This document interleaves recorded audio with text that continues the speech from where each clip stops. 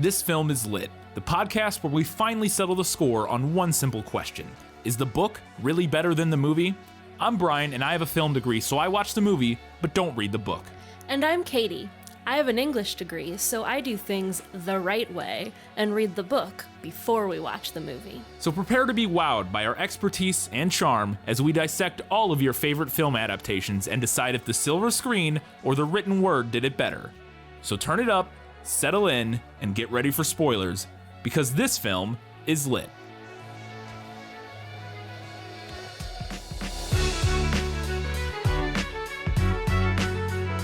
No longer to be poisoned by civilization, he flees, and walks alone upon the land to become lost in the wild.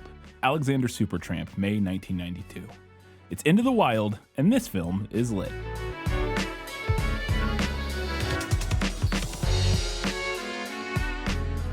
Hello and welcome back to This Film is Lit, the podcast where we talk about movies that are based on books. Sorry we're a couple days late. Lots of stuff going on. Our house almost got hit by a tornado. We had to go help support a local restaurant that was getting attacked by bigots. It's been a lot of stuff going on, so real life got in the way a little bit, but we're here. We're back with a very full episode, so we're going to jump right into it. If you have not read or watched Into the Wild, here is a brief summary of the film in Let Me Sum Up. Let me explain. No, there is too much. Let me sum up. In April 1992, Chris McCandless arrives in a remote area called Healy, just north of Denali National Park and Preserve in Alaska. Noting McCandless's unpreparedness, the man who drops him off gives him gumboots. McCandless sets up camp in an abandoned city bus that he calls the Magic Bus. He is content with the isolation, the beauty of nature, and the thrill of living off the land. He hunts with a .22, reads books, and keeps a journal as he prepares his new life in the wild. In May 1990, McCandless graduates with high honors from Emory University. He is disenchanted with modern society after discovering he and his sister Corrine were born out of wedlock. McCandless destroys his credit cards and identification, donates his savings to Oxfam, and sets out on a cross-country drive in his Datsun 210 to experience life in the wilderness. Nailed it. He does not tell his parents or Corrine where he's going, or what he is doing, or where he is going, and does not contact them after his departure. This causes his parents to become increasingly anxious. At Lake Mead, McCandless's car is caught in a flash flood. He abandons it and begins hitchhiking. Burning what remains of his cash, he assumes the name Alexander Supertramp. In Northern California, McCandless encounters hippie couple Jan and Rainey. Rainey tells him his relationship with Jan is failing, which McCandless helps rekindle. In September, McCandless arrives in Carthage, South Dakota, and works for a contract harvesting company called owned by Wayne Westerberg. He leaves after Westerberg is arrested for satellite piracy. McCandless kayaks down the Colorado River and, though told by park rangers he may not do so without a license, ignores their warnings and goes downriver to Mexico.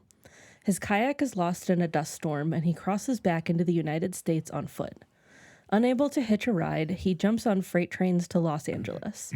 Not long after arriving, however, he starts to feel corrupted by modern civilization and leaves. He's forced to resume hitchhiking when railroad police catch and beat him.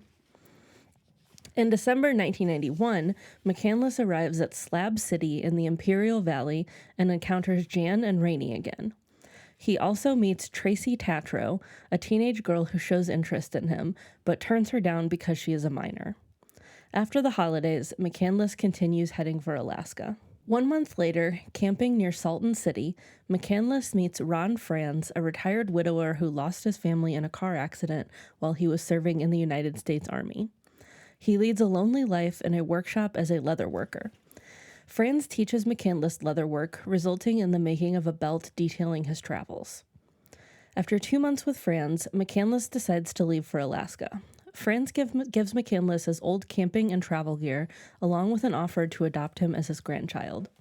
McCandless tells him that they should discuss it after he returns from Alaska. 4 months later, at the abandoned bus, life for McCandless becomes harder, and he makes several poor decisions. Trying to live off the land, he hunts down a large moose with his rifle, but cannot preserve the meat and it spoils within days. As his supplies dwindle, he realizes that nature can be harsh. McCandless concludes that true happiness can be found only when shared with others, and he seeks to return from the wild to his friends and family. However, he finds that the stream he crossed during the winter has become wide, deep, and violent due to the thaw, and he is unable to cross. Defeated, he returns to the bus. In a desperate act, McCandless gathers and eats roots and plants. He confuses similar plants and eats a poisonous one, falling sick as a result. Slowly dying, he continues to document his process of self-realization and imagines what it would have been like if he had managed to return to his family. He writes a farewell note to the world and crawls into his sleeping bag to die. 2 weeks later, moose hunters find his body. Shortly afterwards, Corinne returns to Virginia with her brother's ashes in her backpack. All right, there is your summary of the film Into the Wild, sourced from Wikipedia. I don't know if you said that at the top because I don't think I did. That was sourced from Wikipedia. We do have a Guess Who this week, so let's do it. Who are you? No one of consequence. I must know. Get used to disappointment. Okay. He didn't appear to be very old, 18, maybe 19 at most. A rifle protruded from his backpack, but he looked friendly enough. 5'7" or 8 with a wiry build, he claimed to be 24 years old and said he was from South Dakota. Is that Alex / Chris? Yes, that is Alex / Chris. Alex originally wasn't going to do that one. There are probably more descriptions of both him and other characters, but really only one of them jumped out to me while I was reading it, and it was like a very specific description. So that's the other one I'm going to do here. A bearded, taciturn man with longish salt and pepper hair combed straight back from a high forehead. Tall and solidly proportioned, he wears wire-rimmed glasses that give him a professorial demeanor. Until you got to the glasses, I was thinking Vince Vaughn's character. He doesn't wear glasses. He does not. It could be... And the professorial demeanor doesn't fit. Does not fit his character either. But that also doesn't fit the hippie guy. Oh, yeah. And... Rainy. Yeah, Rainy. But that description also doesn't sound old enough to be Franz. Because you said... There was an age listed that I left out intentionally to make it a little more difficult. Yeah, but you said like salt and pepper hair, right? Bearded, taciturn man with longish salt and pepper hair combed straight back from a high forehead, tall and solidly proportioned. He wears wire-rimmed glasses that give him a professorial demeanor. Because the guy in the movie was like really old. Mm-hmm. There's a character you're forgetting. Or a person. I say character. We'll get to that too, but... Like a main character? Kinda. To be fair, they're not in the movie a ton, but they are a very important character in the movie. Could be his dad, I guess. His dad doesn't give that vibe in the movie either. What vibe? A long-haired vibe. Oh, I see what you're saying. Yeah. It's his dad. I'm just going to spoil it because you didn't seem like you were going to give any additional. It's his dad.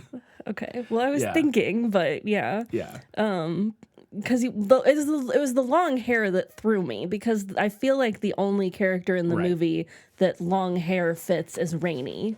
Right. But the rest of that description I didn't feel like fit Rainy. Yes. 56 years old, bearded, Samuel Walter McCandless is a 56-year-old bearded, taciturn man with long-ish salt and pepper hair. Comes straight back from a high forehead. He also doesn't have a beard in the movie. Yeah. I don't even know if he wears glasses in the movie, but I thought maybe the professorial demeanor and tall and solidly proportioned, because he's a very imposing man. He was also like a NASA scientist, so I thought that might. In the movie, he looks like the principal from Ferris Bueller's Day Off. A little bit, yeah. He's played by I can't remember that actor's name, but that's a fairly famous actor. Yeah. Yep, that was his dad. So, all right, 1 for 2. Let's get into Katie's questions. Was that in the book? Gaston, may I have my book, please? How can you read this? There's no pictures. Well, some people use their imagination. Before we get into the questions, I wanted to note that I am going to constantly switch back and forth between calling our main the subject of this story Alex and Chris. Mm-hmm. My notes literally constantly switched back as I was reading the book back and forth. The book switches back and forth kind of at random. Well, I mean, to be fair, he doesn't go by Alex for the entirety of his life. And like I said, so. Alex, and that was my next point, is Alex / Chris did the same thing himself. The book does this. I'm not sure how to explain this, but sometimes writing Alex felt right, and sometimes referring to him as Chris felt right. Literally, like, whenever initially when I first started taking notes, I was writing Chris / Alex, and then eventually I got tired of doing that after like the first 2 times I did it. Yeah, that sounds very tiresome. So I just stopped and just went with whatever my brain did and just let it go. You could probably do like a weird like psychological analysis of like when my notes refer to him as Alex and when they refer to him as Chris and what that says about my opinions. I don't know. It is interesting, but I will bounce back and forth constantly. So if you hear Alex or Chris, they're both referring to Chris McCandless. So okay, all right. the main character of our story. So this movie opens kind of in media res, with him being dropped off in the Alaskan wilderness. And we talked about this a little bit in the prequel episode, but we see the guy who drops him off gives him his boots. Yeah. Which the Wikipedia summary calls gum boots. Yeah. Which I had never heard of. Just a type of rubber boot. It's just a type of rubber boot. So rain boots is what I would call them, but whatever, I guess. Is that scene from the book? Yes. Not only is that how the book opens, it's like the first part, not counting like the forward and stuff. But the guy in the movie, and I mentioned this in the prequel, is actually the guy from real life who gave Chris McCandless his boots when he dropped him off at the Stampede Trail. So is the actual guy who did that. For people who don't know, I assume most people, this is a true story, as we kind of alluded to. But this is based on a true story, and Chris McCandless was a real guy. So, and yeah, like I said, this character in the movie is played by the actual guy, which is interesting. Yeah. So sorry, I'm going to go off script here for a second.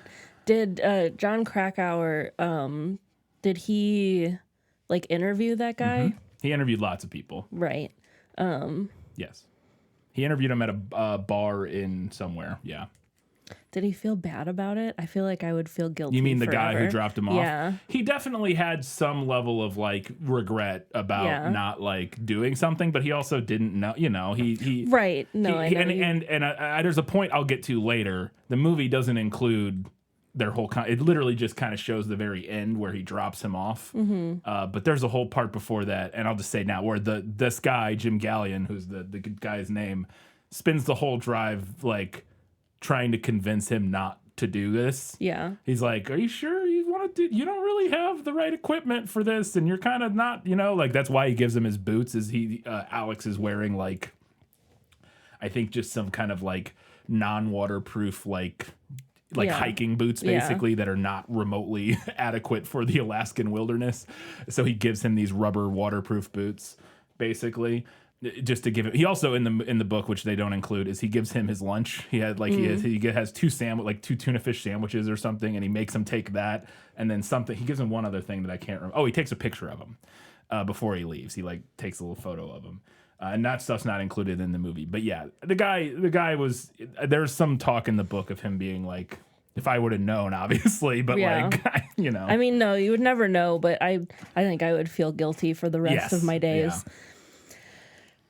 Another thing that we see in this like opening part of the movie is him taking off his knitted cap, which we find out much later where he got that, and like leaving it on a tree branch or something as a trail marker. Right as he crosses the river. Yeah. So he knows like where he crossed. The Teklenika River or something like that. Yeah. Does that happen in the book? So this is not in the book or reported as far as I know. I couldn't find anything about it. So I think this is a good place here right at the beginning to discuss something that I thought was kind of interesting about this episode. As I was working on my notes after we watched the movie and doing like better in the book, better in the movie, and figuring out where to put stuff, it felt very strange to me to say that something in the movie is quote unquote better in the movie when I know, or at least assume, that the thing that I'm talking about is not true and was created literally to add like narrative weight to the film. in what is very much a true story. It just felt kind of wrong to me to discuss how it makes for a better story when it's like a true thing. And like the vast majority of what we see in this film is either reported to have actually happened or, you know, is their guess at like their best guess at what transpired and that sort of thing based on his journal. So all that to say, it isn't in the book. I like it thematically as a symbol of his connection to other people, especially when we find out later where that hat comes from. Yeah. And having it be trapped on the opposite side of the river from him when he comes back later in the movie is a really good, again, thematic point. It's also a good visual marker for the audience to realize that he's both in the same place as he was in the beginning of the movie, and also that a significant amount of time has passed because the hat is really like ratty and like beat up. And this isn't to say that I'm not going to say stuff is better in the movie. I just kind of wanted to talk about that dichotomy because I'm sure we've done a true story before. Yeah, I we've guess. done Hidden Figures. Yeah. We did Black Klansman also. I guess I don't remember if we had this conversation I because I don't was not remember. The one Both of those episodes were so long ago. Yeah. Like I said, it was just a thing where for me, upon writing the notes, it felt strange to be like, this is better in the movie when I'm like, but it's literally just added for narrative. Like it's a thing they added for thematic purposes to like better tell this true story feels kind of strange. I don't know. It's not like, again, I don't think there's anything wrong with it. And I am going to say this, some of the stuff is better in the movie. Like this is a detail that I think is a good addition for the audience watching the movie. But that still doesn't take away from the fact that it just feels a little weird to be like, yeah, good job changing reality. You know what I mean? I don't know. Like it's just a little weird is all I wanted to kind of get to. All right. So we also talked about this in the prequel. And I promised that I would ask about it again. Because we know some people, there's definitely people that only listen to the main episodes and don't listen to the prequels. You should listen to the prequels. They're great. But the prequels are great. You should listen to them. But, you know. So, why is there an abandoned bus in the middle of the Alaskan wilderness? And also, in the book, is it already set up like a camp? Yes. So the book goes into this in pretty explicit detail. There were originally 3 buses placed at this location by a construction company that were there to act as cabins/shelter for workers who were like building a road or something like that. Eventually, the road project or whatever I think it was road, but whatever the construction project was abandoned, and they ended up taking 2 of the buses out, but they left one there to kind of serve as like a wilderness cabin for like hunters and hikers and stuff. And lots of people had used it over the years before Alex ever got there. It's noted in like the book that there's a bunch of other people have like signed it and stuff like that. You know, so it was very much a known thing that people used, which is also the reason why at the end when the moose hunters find him, it's because they know, you know, they're going to that bus or whatever.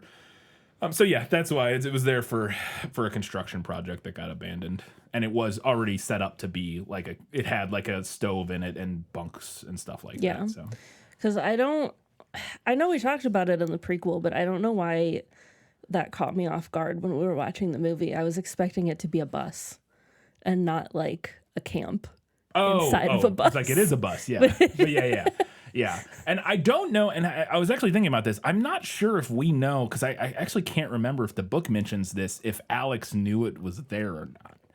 We know he wants also a good question. My bet is that he did hear from somebody, and that's why he goes out there, because he just chooses to go up the Stampede Trail, and I can't remember which is the name of the trail that he's on, which we see a sign, like a road sign in the movie that says like Stampede Road or something, but Stampede Trail is where he was.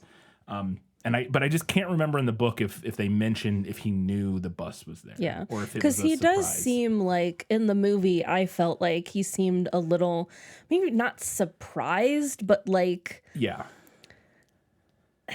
delightedly surprised. He might be surprised. I think it's fair to say he could not know it was there because he writes in his journal the day he finds it in all caps Magic Bus Day. And that's why they call it the Magic Bus. Which kind of implies that like maybe he didn't know it was there, but also like he felt like the universe manifested it for him. But also he's a interesting, quirky enough guy that I don't know if you can necessarily infer, which will be my note about a lot of this stuff when we get into it later. I don't know if you can necessarily infer from his journal that he didn't know it was there. He could have just gotten to it and been like, it's Magic Bus Day. I found the bus I was looking for. You know what I mean? Right. Like, so I don't know. But I think there is at least an implication that he didn't know that he was going to find it. Okay. So the movie uses a non-linear narrative style to tell this story, where obviously I already said we start out with him going into the Alaskan wilderness, but then the movie jumps back and we see some of his like backstory and how he ended up starting on this like journey around the country, like hitchhiking and stuff. Does the book do the same thing? Absolutely. The movie nails this and actually kind of simplifies it a little bit. The book does start off, like I said, with him getting dropped off at the Stampede Trail, then actually jumps to his body being discovered in the book. Then we go back and show all of his travels leading up to Alaska. And then it recounts his final days, fairly similar to the film does, like before he died. But the book also jumps back and forth more sporadically in his, like when we're going through kind of like the lead up to Alaska, the movie follows a fairly straight linear narrative in the past, whereas the book kind of jumps around all over the place a little bit. There's also other sections in the book that are not directly related to Chris's adventures at all. We'll get to that in a little bit. But there's a handful of chapters that discuss other people in a way that's relevant, but not like directly his story. So it makes sense to not be in the movie. But we'll get to that later. A little detail that I wanted to know if it was from the book. At one point, after he's been like traveling for a while, and his parents think he's been living in Atlanta this whole time, but he hasn't been. And then when they find this out, I don't remember if this is how they find this out or if it just coincided with it.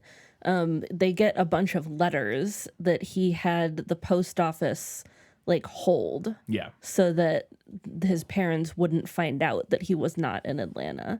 Is that something that happened in the book? Yes, but there's still a bit of a change here. In the book, they actually know that he's going on a road trip that summer. He tells them before he leaves, like weeks before he leaves, I think I'm going to disappear for a while. But this is a thing he'd done before. We find out in the movie, like he went on a road trip out west after high school. Yeah. And that's when he like found out the backstory about his dad cheating on his mom and all that sort of stuff. So he's done this numerous times before, so it's not unexpected. And in the book, they make a point that his dad is kind of just like, they don't really think much of it. They know he does this kind of thing. What is true, though, is that he does hold the letters because he's like planning to really take off this time. So they expect him to disappear for a month or two, and then he'll be back in Atlanta or whatever. And then he just never comes back, and he holds the letters so that they don't come looking for him. But they did at least know it wasn't a complete surprise that he was like going on a trip or whatever. So there's a little bit there that I think the movie tweaks, but it's fairly similar. So I was assuming as we were watching the film that a lot of the voiceover was going to be from the book, because that is sometimes the case when we have voiceover. But I was curious. The film sets it up as his sister speaking. Yes. And I was curious if the book did the same thing. Yeah. So many of the voiceovers in the movie are from parts of the book. Like like at the very beginning, it opens up with like, I think there's a voiceover with that, isn't there? Or maybe it's just text on screen.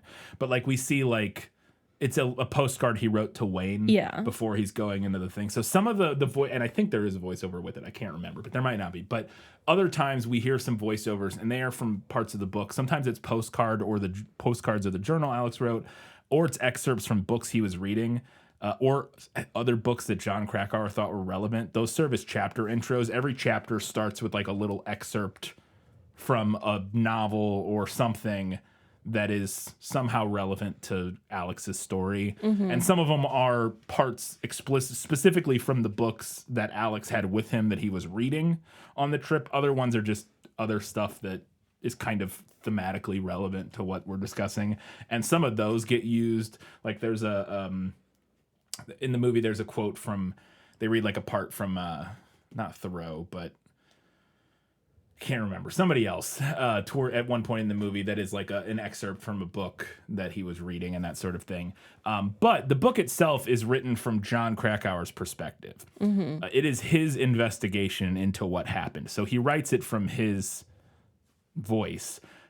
And much of what Corinne's VO in the movie is, which is his sister, is stuff that it was either direct quotes when he interviewed and talked to her, or it's summaries of what she told him. I'm pretty that is like revoiced by her in the movie. I'm pretty sure there's a handful of times that I've in the movie that I explicitly recognized lines she was saying, but they weren't direct quotes by her in the book, but they were John Krakauer's retelling of what she told him, and then the movie just takes that and gives it in her voice, basically, which I think makes sense and works. Yeah. Interesting. She also did write a book later, like a tell-all about this, where a lot of additional info comes from that came out after. I don't know if it came out after the movie, but it definitely came out after the original book did, and that John didn't have all of that info at the time. But I think that might have come out before the movie, and the movie might use a little bit of that. I can't remember. But anyways. So we see a lot of Alex's adventures and the things that he's doing in this kind of like quote unquote flashback portion. And at one point he gets a kayak and he wants to kayak down the Colorado River. Yeah. But he can't, or they tell him he can't because he has to have a permit, which he obviously hates. Yes. Yes, he does. And at one point, he has to paddle away from the river police. Yeah. Does he have to paddle from the river police in the book? Yeah, that was a real thing that happened. He kayaked the Colorado River kind of just on a whim and was chased by authorities because people kept reporting him for not using safety equipment, which there's a moment in the movie where he's like going through some rapids and one of the other guys on the side of the river is like, "You're not wearing a helmet." Yeah. And he's just like, "Oh, yeah." And that was apparently a thing. Like he kept getting reported, and like he was kind of infamous because like people knew he was paddling down the river without a permit and like again very unsafely and all that sort of thing. So that is in the book. Although the movie ends up covering his Colorado River trip in a fair amount of detail, and like we see some scenes from that, whereas the book skips most of that. And we get the opposite, whereas in the movie, the movie kind of just skips over his Mexico kayak adventures, and we just like mention it briefly, and then he's back at the border. Yeah. Whereas the book goes into a little bit more detail about that part, about him he's trying to paddle his kayak to the Gulf of California, and he keeps like running into all these issues because the streams don't connect, and he has to drag his kayak over. I think he does eventually get there. I can't remember. But he does lose his kayak and just walks back to the border eventually and gets detained because he's also in the book they mentioned. I don't remember if they say this in the movie. He has a gun on him. Oh, but he was just carrying like a sidearm, like for hunting and stuff. And he's carrying that with him when he tries to come back over the border. And they're like, no. But they do let him go. They confiscate the gun and let him back in. But I was kind of impressed in the movie. It seemed like he should not have been able to outrun the river police in that one boat? scene. Yeah. Well, because they were in like a motorized boat, and he was not very far ahead of them. Yeah, we do see him like pretty quickly after they're chasing him, dragging his kayak up the mountain. I think the implication might be that the river police in that particular scene stopped and talked to the Danish couple that he was talking to. Yeah, and they like stalled him enough that he then was able to, get out and get away. But yeah. So then after he goes to Mexico and crosses back over the border into America, he goes to LA. And he's in the city, but he's there for the movie implies like less than 24 hours that he's there, and he gets so overwhelmed that he has to leave again. Yeah. Is that something that happens in the book? Yeah, so we know from his journal that he did go to LA to get an ID, which is what he's in the movie. He mentions like, hey, I need to get an ID. And she's like, go to the DMV or whatever. But in his journal, the book doesn't go into much detail about this. Is like we just get like a little line about how he went to LA to get an ID. But in his journal, he wrote, quote, he felt extremely uncomfortable in society now and must return to the road immediately, end quote. So that's what that scene is doing. I thought the movie's handling of this was kind of lame. It felt cheap and cliche to me, the way they show him like walking through the street. Also, it felt a little weird that the thing he's like, and this is very counter to his what we know of him, at least. Like, we see that scene of him like walking through like a Skid Row, like seeing all the homeless people, and that seemingly like affecting him in a way where he's like, I gotta get out of here. And then after that, we do see him go to like, he's like standing outside a restaurant and he's like watching like all the business people inside, and he sees himself in one of the he business, like hallucinates himself as, or imagines I don't think it's so himself. much hallucinating as so much as just like seeing what his life could have been had he not done the thing he did, and being kind of repulsed by it and wanting to get away from it. Right. Which is fair. But what we do know about him is a detail that's mentioned in the book quite a bit, is that when he was a kid, supposedly, according to the book and according to his sister, he would go and just like hang out with homeless people. Like he would go and like buy them meals, and like he was apparently very like he hated like that there were homeless people and that people were going hungry in the country, and he was very like socially conscious of that kind of thing. And so the idea, that scene where he's like standing there to me, that doesn't read as much like, oh, this is a travesty that all these people are like, that these people are like homeless and that sort of thing. And he feels bad about it. To me, it feels more like I can't be around this weird degeneracy or something. I don't know, like in the movie. That wasn't how I interpreted it. Okay. No, I interpreted it more as him being upset by like the state of society. Okay, and that's fair. I think that's what they were going for, and I think that's true over the whole scene overall. I still didn't really like the scene because I also thought it was kind of cheap and cliche. Yeah. You get that vibe from the whole thing overall. It was just something about the way he was like looking at I don't know. And I think you're right. And that would make sense because Sean Penn was very committed to, who wrote and directed the movie, was very committed to the book and portraying it in a way that he felt was accurate and all that sort of stuff. So I think he would clearly be very aware of the parts talking about how he was very compassionate for the unhoused and stuff like that. So I don't think that would necessarily be what the movie was implying, but I think it's just the way they portray that felt Yeah, I totally off could get to that. me. Yeah. It just didn't feel right. I think you could definitely get either reading from that scene pretty easily. Yeah. So another thing that we see him doing a couple times in this kind of like middle part of the movie is hopping freight trains and doing that to get around instead of hitchhiking. Yep. But then at this point, he gets caught doing that. And he gets beat up by the railroad police. Yep. We got river police and we got railroad police. And that's too many police. Yeah. Does that happen in the book? Yeah, that exact interaction is outlined or mentioned in the book. Specifically the part where the guy, after he like beats the shit out of him, says, if I see your face again, I'll kill you or whatever. Although the movie leaves out a detail that I thought was really funny, or at least I think it leaves it out. I don't remember this. Is that Alex goes okay and leaves, and then says that he immediately snuck back in onto the same train and didn't get caught and rode it wherever he was trying to go. Yeah. I don't think that was in the movie. Yeah, I didn't think so that. either. Because that seems like a very good moment. But that's what the book says, is that he mentions that interaction of the guy beating him up and telling him, he writes it in like a postcard either to his sister or Wayne or somebody, that he had an interaction with a train police that beat him up and said he would kill him. But he's like, but I got the last laugh because I got on the train anyways, or something like that. So, and who knows if he's telling the truth. Right. That's what he said in the letter. Throughout the whole movie, we do kind of pop back to him in Alaska every now and then. And we see him doing different things. And one thing I was curious about, we see him invent a way to take a hot shower. Yeah, he makes a when camp he's shower. out there. Yeah, he like has a bucket that he punches holes in and puts hot water in it. And I wanted to know if that was from the book. So I don't believe this is mentioned in the book at all, and I will say that it runs a bit contrary to other things we know about Alex, which I will get to in your very next question. All right, excellent. My next question.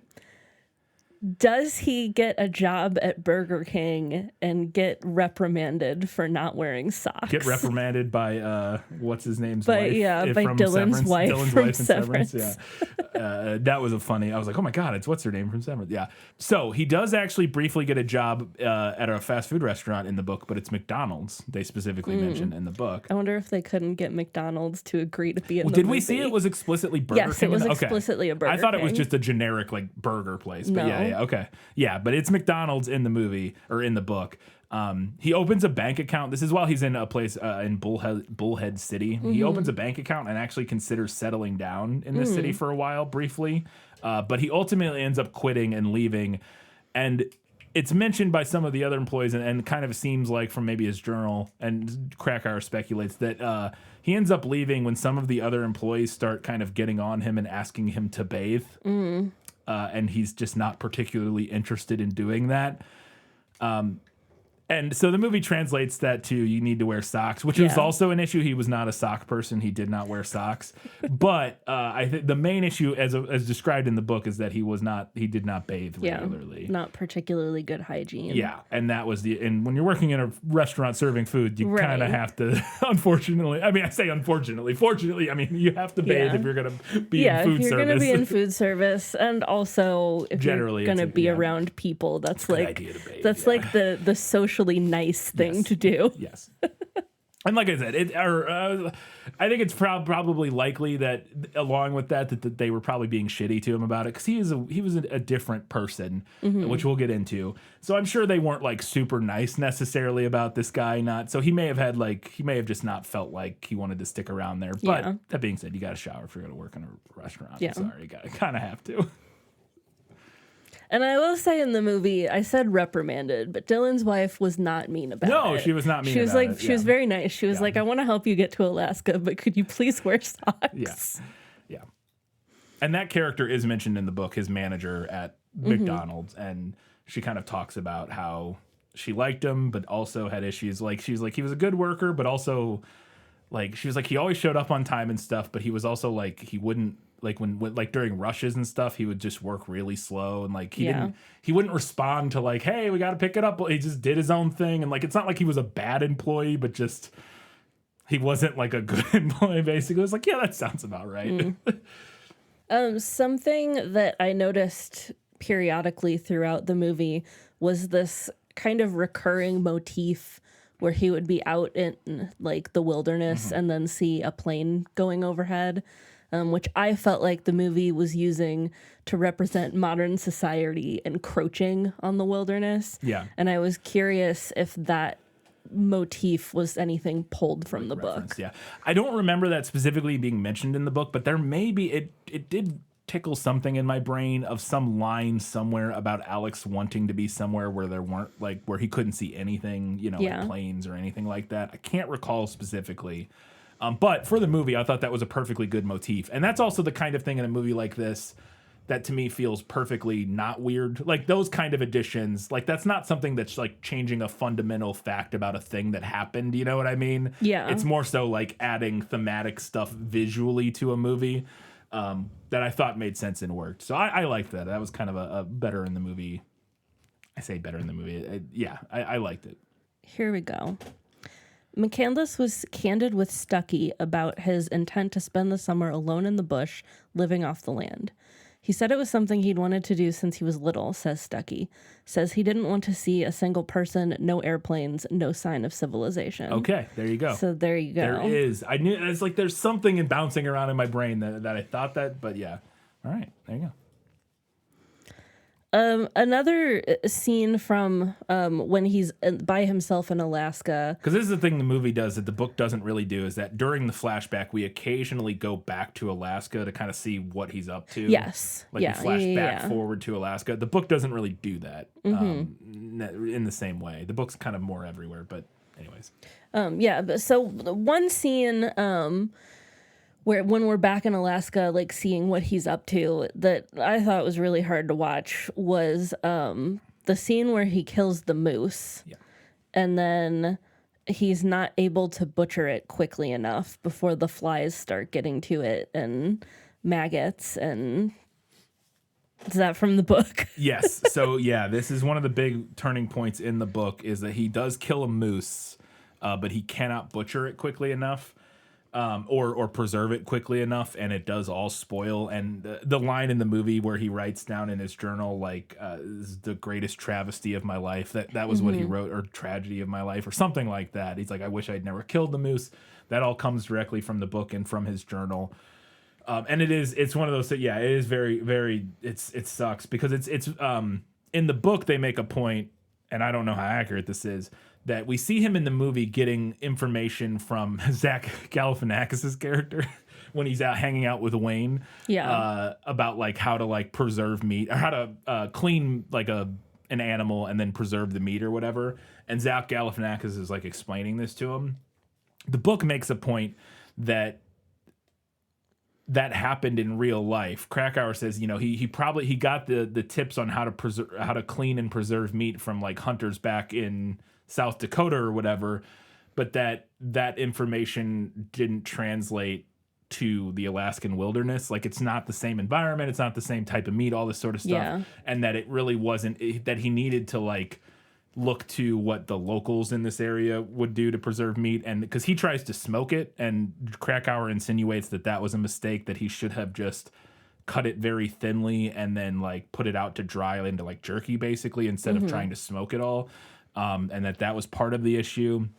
Basically, Krakauer kind of insinuates that he just goes about it all wrong because he doesn't know better. Like, and it's not like he was completely wrong. Like he does know a little bit about like how to clean it and all that sort of stuff. He just doesn't have the wealth of knowledge he needed to really be able to pull it off. But yeah, it becomes this big disaster. I thought the movie nailed this and honestly elevated it a little bit. I thought it, because it is like the book also makes it kind of this turning point, and it's like one of the first big mistakes he makes that really starts to like snowball. Yeah, like create this downhill.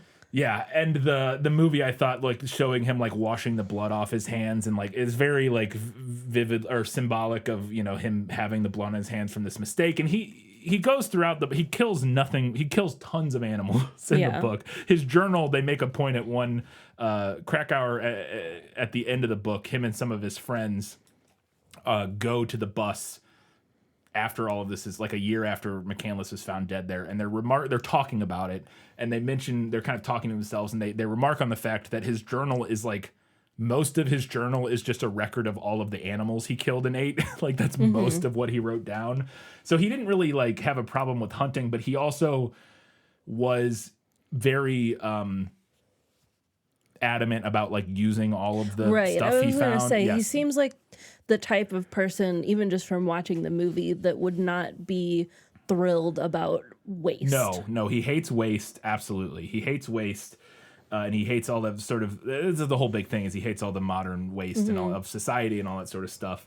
That's that whole big thing where his parents offer him to buy him a car at the beginning, and he's like, I have a car, why would you buy me a car? And like turns into a big argument between him and his parents, and is indicative to him of their material nature and like how obsessed they are with stuff. And so yeah, it becomes this big kind of psychologically difficult thing for him because he is so adamant about not wasting things and about respecting life. And he does, you know, he kills animals to survive, but he does it just to survive. He's not out there just shooting animals and stuff like that for fun. And so it does really affect him when he kills this moose and then isn't able to actually use it.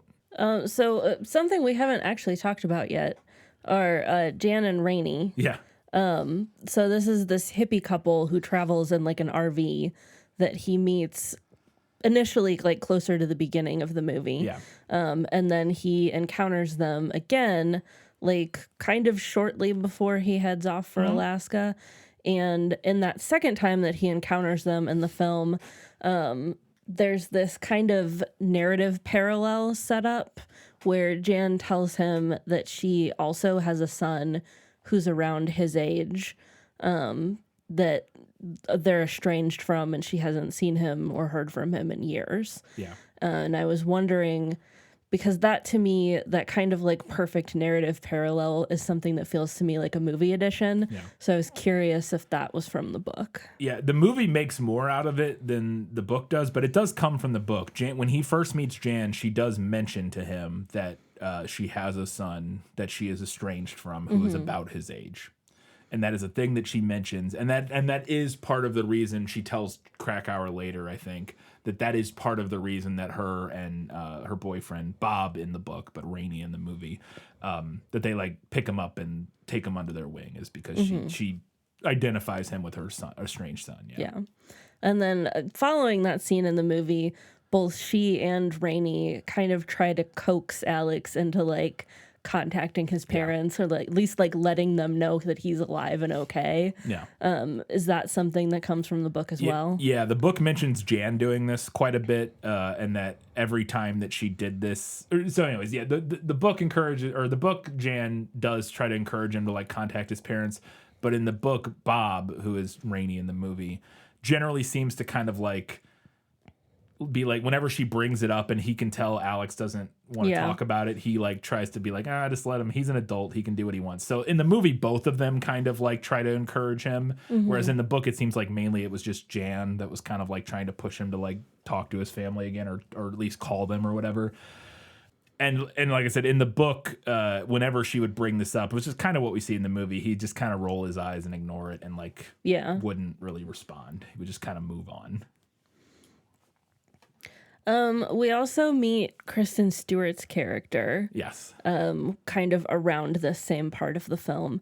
I was expecting her to be in more of the movie than she was. Oh. She's really not in very much of it. And she plays like this young girl who is a musician and she has a big crush on him. Yep. But she like propositions him. She wants to have sex, and he turns her down because she's underage. Yeah. So does that happen? And then do they play music together instead? So yes, there is a girl named Tracy who lives at the Slabs while he's there, which is that Slab City. Yeah. There's a real place in, obviously all these are real places, but a real place in Southern California where a bunch of people just hang out in the desert, kind of like living, in RVs and that sort of thing. And she does develop a big crush on him and tries to proposition him, but there's not an explicit scene mentioned in the book like in the movie of where she's like, come have sex with me. But it's mentioned in the book that she has a big crush on him, but he turns her down because she's underage. In the book, she's mentioned as being 17, whereas in the movie, she initially says she's 17, then says she's 16. Yeah.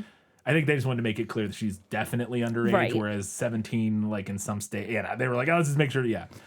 I think that the age thing may have been kind of a convenient excuse for him. Krakauer muses on the idea that Alex may have been celibate by choice as sort of a moral character kind of thing. He was a huge fan of Tolstoy, who later in his life preached celibacy. And I think you could maybe speculate that Alex may have been ace or some flavor of ace potentially. It feels a little bit strange to speculate that he was a real person, right. But we're going based on his journal here and just kind of, as far as I know and have read, he didn't seem particularly interested in relationships or sex. And that's kind of what Krakauer alludes to when he's like kind of thinking he was celibate by choice. At the very least, they were not primary motivations in his life. Was remote relationships and sex? Definitely not.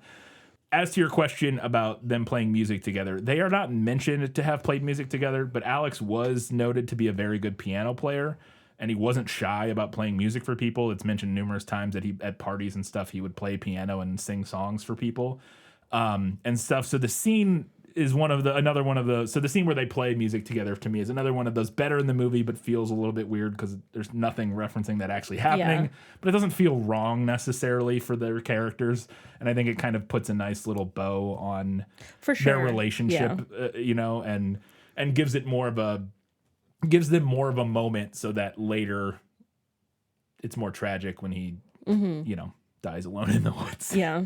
That is interesting. What you're talking about Krakauer kind of speculating that maybe he was celibate by choice, for one reason or another, because that wasn't the vibe that I got from that scene in the movie. I felt like the movie was trying to portray him as like almost like a white knight type of like virtuous. Yeah.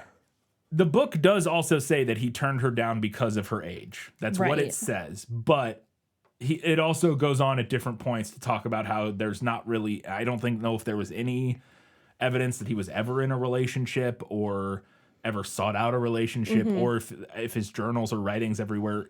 I can't remember. I super can't remember the details, but I don't even think it's mentioned like if we know if he ever like wrote about having sex with anybody or anything like that. So, and again, like I said, they discuss, and we know he was a big fan of Tolstoy, who was a big like celibacy guy, and Alex had a very strict like moral code in his head that he thought he should live by, but just generally the world should kind of abide by. And I think it's safe to say that he was celibate by choice. And now whether or not that was like only a moral thing, or if it maybe was that he was ace and it was just, I don't know. Like we don't know those sort of details or whatever, but, or, you know, God, who knows, closeted. We have no idea. Like it didn't write about any of that stuff other than to know that he seemingly didn't really have any relationships or anything like that. So. No, romantic relationships. I just thought that was interesting because that wasn't really what I felt like the movie was trying to portray in that moment. Yeah. All right. So we gotta pop back to Alaska. And this was a scene that felt like a turning point to me, where he's reading this Tolstoy novel. I can't remember what it is now. But family happiness. Yeah, and who's talking about like happiness being real when it's happiness only real when shared. Yes. Yeah, that's what he writes. Only real when shared. And to me, that felt like the turning point in him deciding that he wanted to return to society. Yeah. Is that also what happens in the book? Yes, that is the narrative that the book kind of lands on. I think it's fair to say that a lot of the end of Alex's life in the wilderness is speculation based on his very sparse journal entries. There's a mention at the beginning of the book that there are like 100, like we see quite a few journal entries in the movie, and he had journal entries, but he was in the woods for like 4 months, and he had 120 journal entries or something like that. So there's not a ton. He didn't write like a ton of stuff while he wasn't writing whole paragraphs every night or anything like that. Like many of them were just days where he literally listed like killed a squirrel, killed a turkey, whatever, not a turkey, but what animals he killed and ate that day. And that's like literally all he wrote for weeks or whatever. So a lot of it is speculation based on these sparse journal entries and the margin notes he made, because he was reading books. He brought like 7 or 8 books with him, and he was reading these while he was there. And so some of the stuff we see is from those margin notes and stuff and that he was writing in these books he was reading. Krakauer seems pretty confident that towards the end of his time there, and I assume because it was mentioned in the journal, I can't remember the specifics, that he was reading Family Happiness by Tolstoy towards the end of his time in the woods. And he did underline some of the specific passages that the movie shows about serving others being like the moral purpose of life and that sort of thing. And he does write in that book, happiness only real when shared. Like he wrote that into the book, we know. Whether or not this denoted like a marked change in Alex and a desire to return to society is a bit of speculation, I would say, from what I can gather, but it does seem very plausible. And we know he did make a list of things to do before leaving. Like he was planning to leave, we know, because he wrote down like a to-do list that included shaving and stuff before he like hiked back out. And we know he tried to cross the river because he does have a journal entry after he gets back to the bus that says river was impassable or impossible to pass or whatever. I'm stuck here or something like that. Yeah. So I think it's a fair assumption, but we don't have like explicit, know, like he didn't write like I tried to return to my friends and family, but I'm trapped. Like it wasn't that explicit, but you're putting together pieces here, and that kind of seems like what happened. Yeah. We'll get to it more later, but Alex was also a very, I don't want to say changeable person, but I don't know if you can necessarily infer the fact that one day he was like, happiness only real when shared, and decided he wanted to go back to society necessarily means that he had this like life-altering revelation about humanity. I'm not sure that you can necessarily arrive on such a concrete conclusion, because the more you read about Alex as a person, he's just a very unique person who doesn't necessarily view the world in sort of the straightforward like way that the rest of us do, which we'll get to. That's like the big thing is like, who is this guy? What's his deal? And we'll get to that here in a little bit. I have a lot of thoughts. Yeah. But yeah. No, it definitely works narratively in the film as like a way to lead the viewer from point A to point B. But yeah, for sure, there's no way to really know what he was thinking. Sure. Like I said, I'm fairly confident that seems like a really reasonable interpretation of all of the evidence we have, but you just can't be sure. So then we go back to kind of like the last major beat of the film before we catch back up to where we started, where he goes to Alaska. And at this point, he's staying out in the desert somewhere. Yeah, I can't remember where he is. Well, he's near, oh my God, Springs. I can't remember if it's California or Arizona. Yeah. Somewhere. He's in the desert somewhere.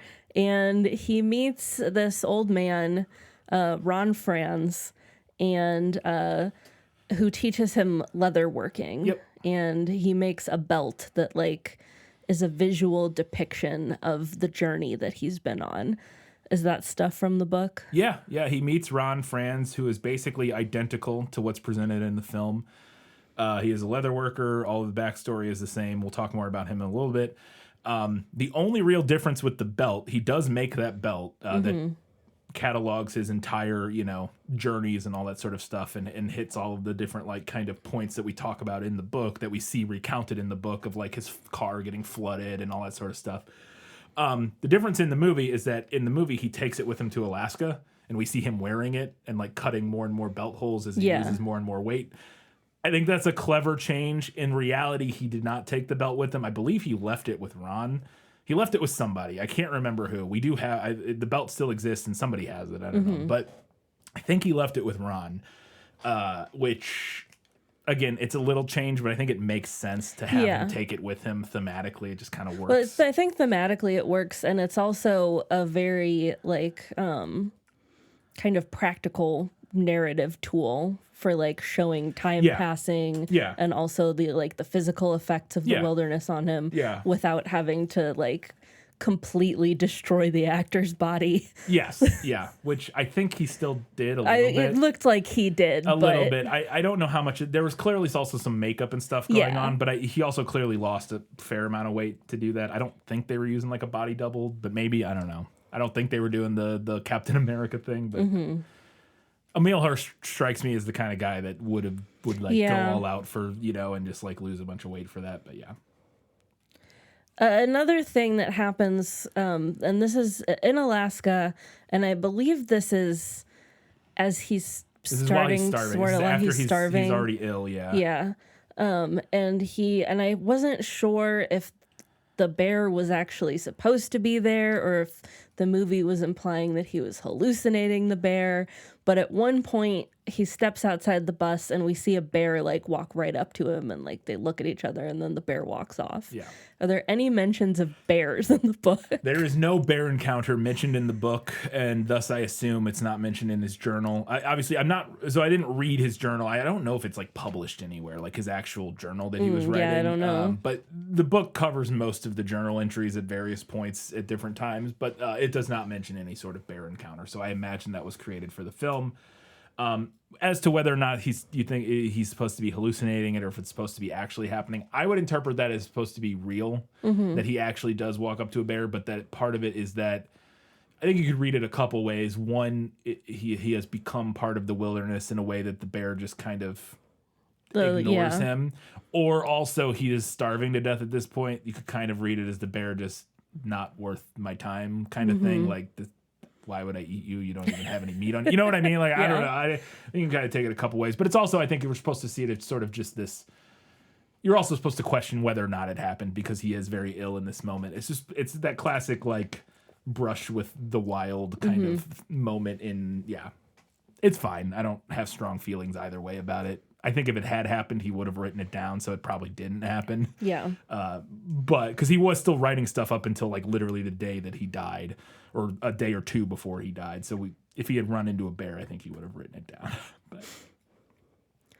Another thing that we see him do a couple times throughout the movie, and particularly at this point, it's when he's staying with Ron.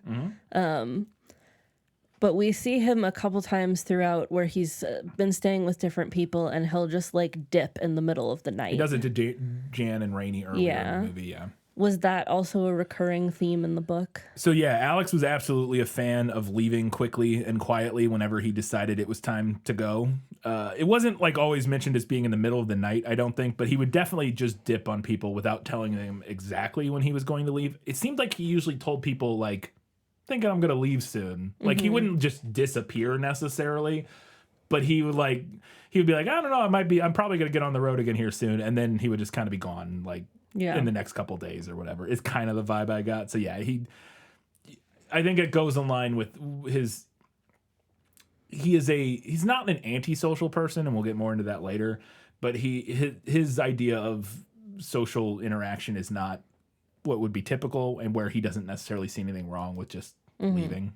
And I think it's also a little bit of a defense mechanism. If I had to psychoanalyze a little bit of not having to deal with ending relationships. Well, yeah, that was how I read it in the movie for sure, was that he didn't want to deal with like the emotions of saying goodbye and having to leave people. And now, to be fair, all of these people, he kept sending them letters. Like all the people like Jan and Bob would get postcards from him numerous times over the years after he like left them. It's not like he would disappear and like never talk to them again. And like Wayne, same thing. He would send postcards to Wayne.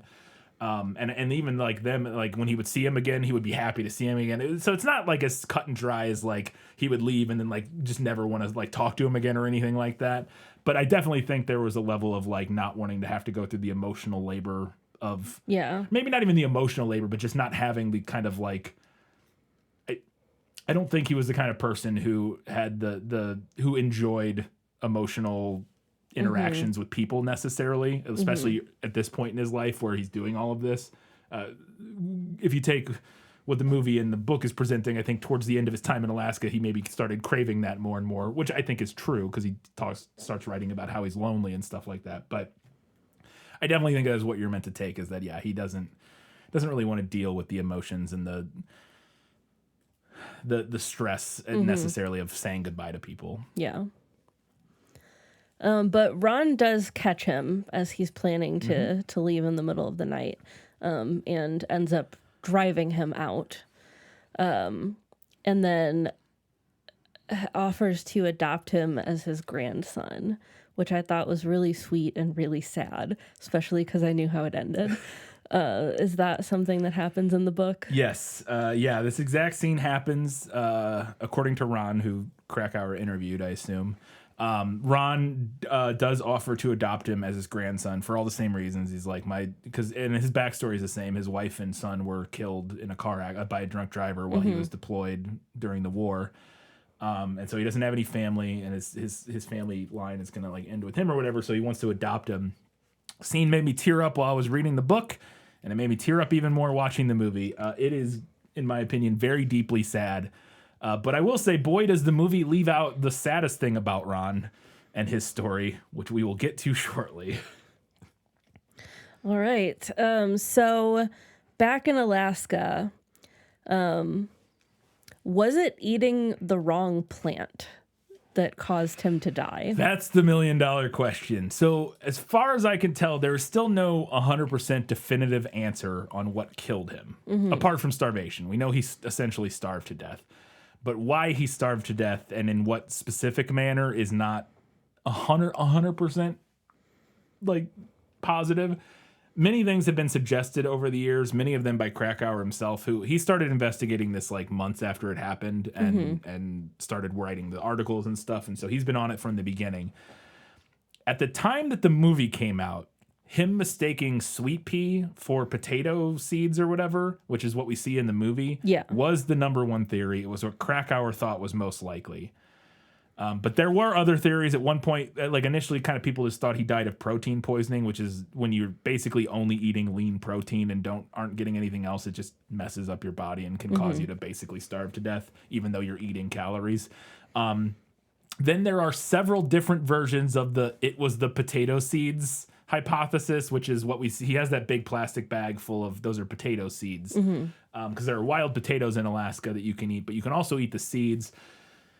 It gets very complicated, and I'm still not entirely sure, even reading through the Wikipedia article on this like 8 times, what the ultimate conclusion was. And it's also covered in great detail at the end of this book. This version of the book that I read is from 2015, which is a republish, which actually has a slight change in the end of the book because they learned more information.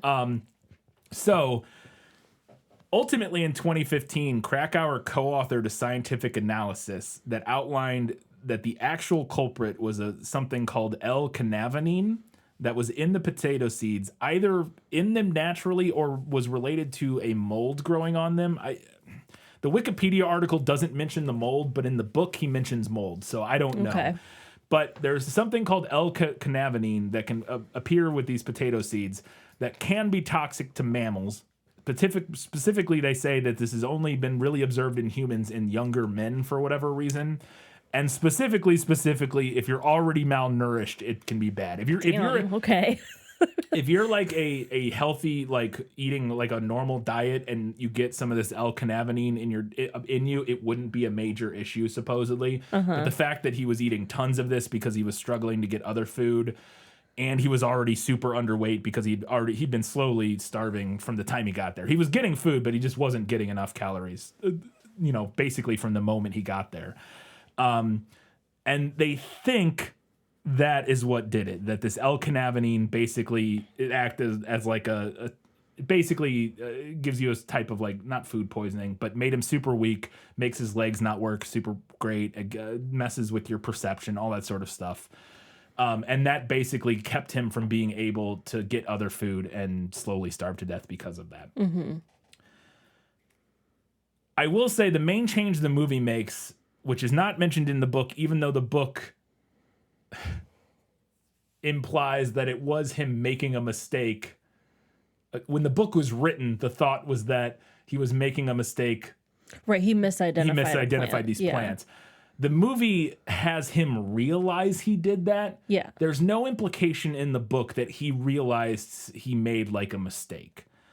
The book, he does have a note that he suspects that the reason he's ill is from the potato seeds he was eating, but there's no moment like in the movie we see him hold up and like flip between the 2 pages and go, and one of them says like, eat this, don't eat this. And he's like, oh my God, no, I ate that. And like that does not, there's no evidence that anything like that happened. We know he got sick and that he suspected that the potato seeds were related to him getting sick because he writes a journal entry about it. But it was not like some big revelatory moment of him like realizing he made this huge mistake. Okay. Which I thought was kind of dumb and mostly there for the audience. Yeah. Definitely. Yeah. Because I don't know how they would have explained the other stuff. It would have been hard to explain it. And again, at the time of the movie, they didn't even, this L-cannabinine thing wasn't even a thought. They had a different, like I said, it was related to some other protein in the potato seeds they thought, or sweet pea pods or whatever they thought did it. But anyways, again, it's still not entirely sure, but they're fairly confident that it was this L-cannabinine from already being malnourished and then eating a bunch of these potato plants, and then maybe them being moldy because he kept them in a plastic bag. Okay. So one of the last things that we see him do in the movie is write like a final note. Yeah. And he signs it Chris McCandless, which I felt like the movie was implying that he was like retaking his previous identity. Was that something that you also got from the book? So he actually writes 2 final notes. One of them is a note where he writes, and he writes like, I'm going out into the wilderness. I'm very ill. If you come across this truck or this van, please, for the love of God, stay. I need help. And then he's like SOS, and he signs that Chris McCandless. Then he has another note, which is the one we see in the movie on a postcard that says like, I led a great life. something, something, something. God bless you. May God bless all of us or something. And then he signs that, Chris McCandless. I don't know in reality if that note had his name on it or not. Every photo I found of that note cuts off the bottom where his name would have been. Oh. So I don't know if the movie added his name to that, or it may have just combined those two notes and put his name. Yeah. Because he did sign Chris McCandless on one of his final two notes. The movie definitely implies that this was like a thematic choice by Alex of reclaiming his name and being like, this is who I am, like finding himself and realizing like, I am Chris McCandless. And that, I don't know, not huge on that. Krakauer really doesn't put that fine of a point on it in the book. It's something you could take from the action of writing his name on there. But I also think you could just take the fact that he knew he was likely to die and wanted to put his legal name down so that when somebody ultimately found him, they would know who he was. Yeah. I'm a bit on the fence about whether or not it was like a big statement of him reclaiming his name versus just... It feels like in real life, unlikely. I would... This is, compared to the other thing of him having that revelation and wanting to go back to society, I think that's more likely and is probably what happened. Whereas this, I think he was just signing Chris McCandless because he knew that's his legal name, and if I'm gonna die here, that way this people name is searchable. Yes, yeah, that's my vibe on what's going on there. But I understand why the movie did that. But I also think it feels weird because, and we'll get to it later, like with the final, like when he's dying, the moment of him like going back to his parents and like imagining like reuniting with his parents, that does not feel right to me, but we'll get to that. All right. Okay, my last question in this section. The movie gave me an 11:59 hour twist at the end here. Was that an actual photo of Chris McCandless at the end of the movie? And did he have a camera with him? So it's funny to me that you don't know anything about this. I know nothing about this. Yes, he had a camera with him, and there are actually quite a few photos of him while he was in Alaska and other places, but specifically in Alaska. I was actually legitimately surprised that we didn't see the movie recreate or even use what is widely considered to be his final photo. We have a photo of him, that card that he wrote, like, I led a good life, God bless us all, or whatever it says, and then he signed Chris McCandless. That card, we have a photo of him holding that card, taking a selfie, like smiling and waving, like we assume within a day or two before he passed away. And they don't use that photo at all, which I thought was really interesting. Yeah, the photo is one of him like sitting on the ground outside the bus. In front of the bus, which is the most famous photo of him. Like that's the one you see everywhere. Like it's the main one on his Wikipedia page. Like that's like the photo everybody has seen because the bus is in it. Whereas this other one, the bus isn't in. But I was surprised that the movie didn't show him holding the card and taking that selfie. I thought that was kind of interesting.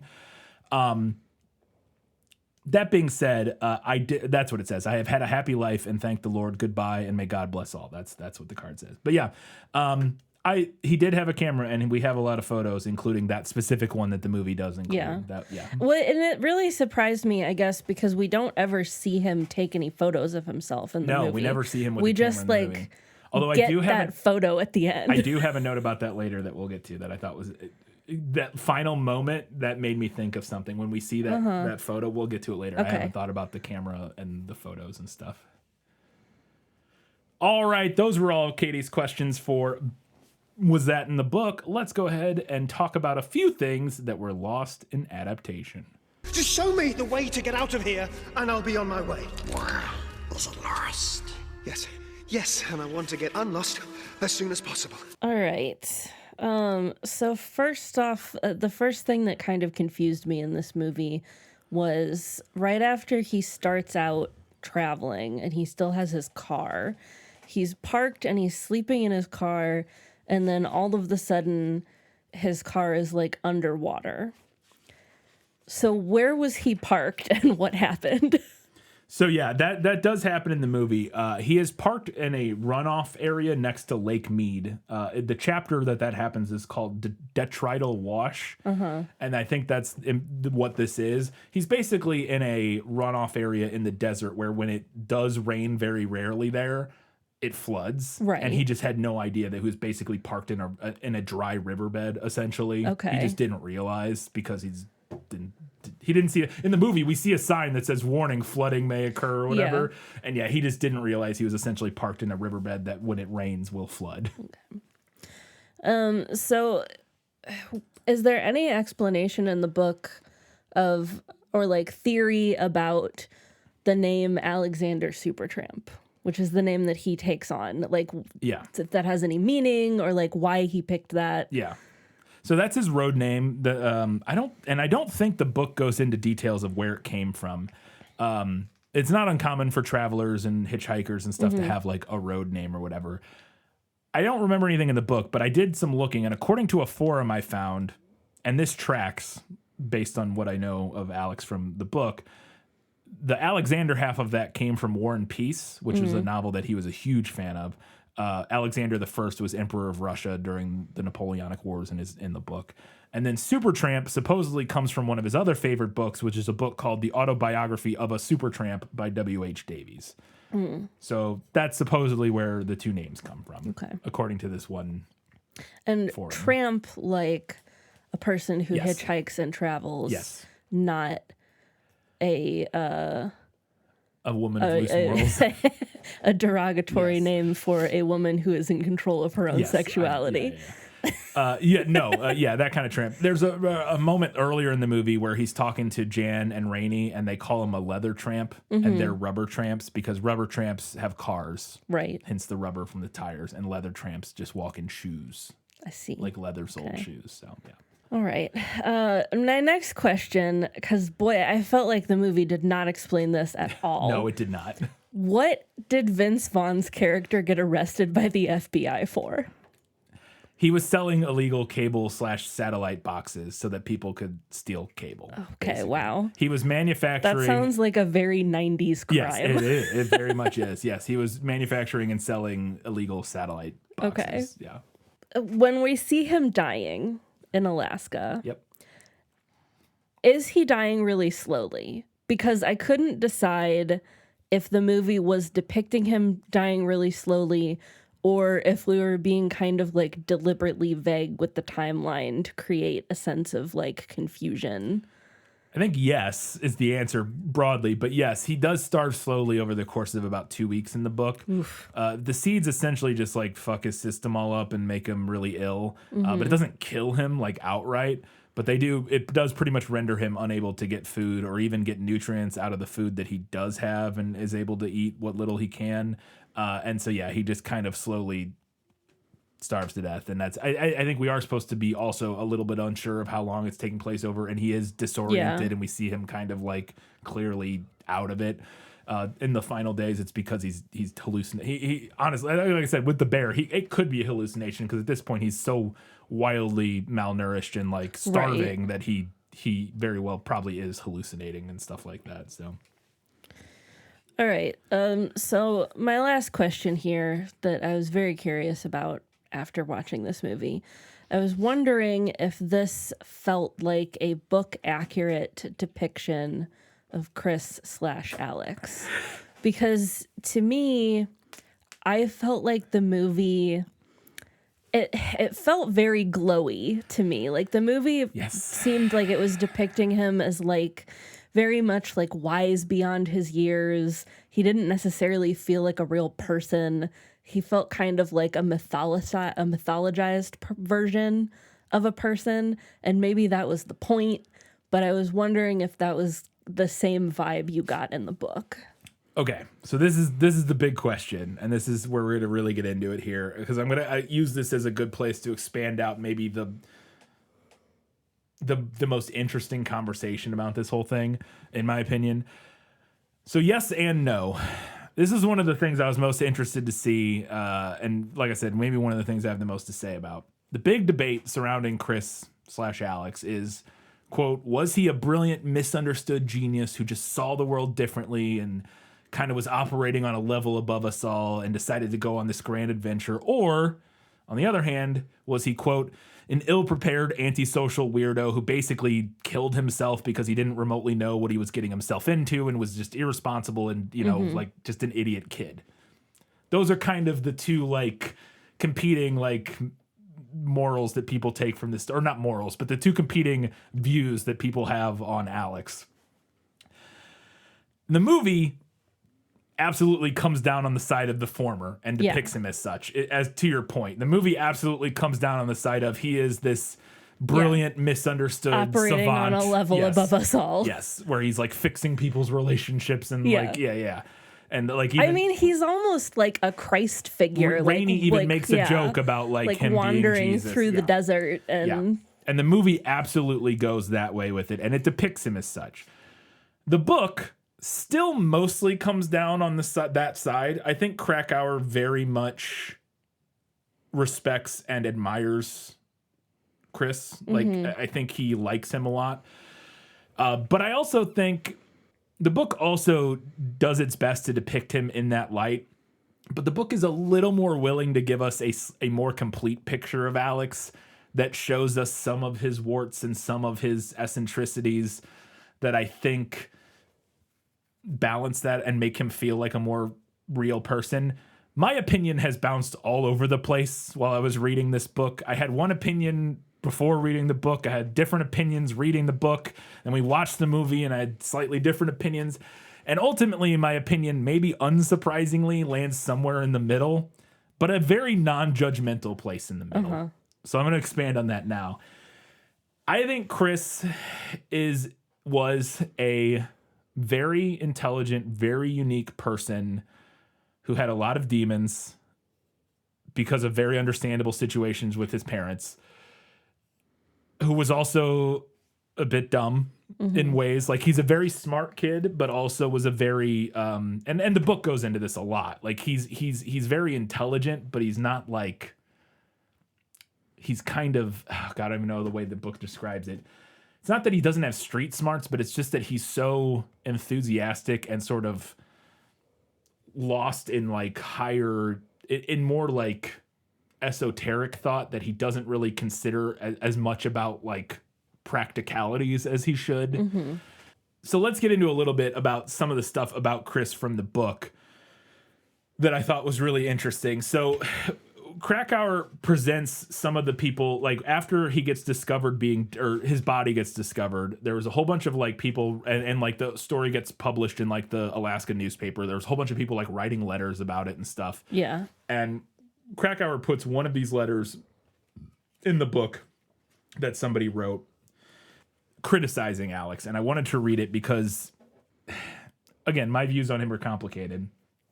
So this person wrote in, the most strident criticism came, this is John Krakauer writing, the most strident criticism came in the form of a dense multi-page epistle from Ambler, a tiny Inupiat village. I don't know how to say that. It's an indigenous name that I'm not sure how to say. On the Kobuk River in the Arctic Circle. The author was a white writer and school teacher formerly from Washington, D.C., named Nick Jans. Warning that it was 1 a.m. and he was well into a bottle of Seagram's, Jans let it fly. Over the past 15 years, I've run into several McCandless types out in the country. Same story, idealistic, energetic young guys who overestimated themselves, underestimated the country, and ended up in trouble. McCandless was hardly unique.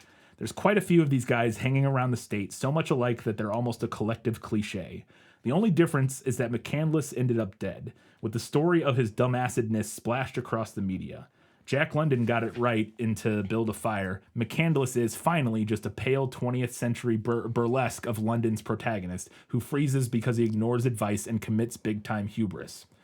His ignorance, which could have been cured by a USGS quadrant and a Boy Scout manual, is what killed him.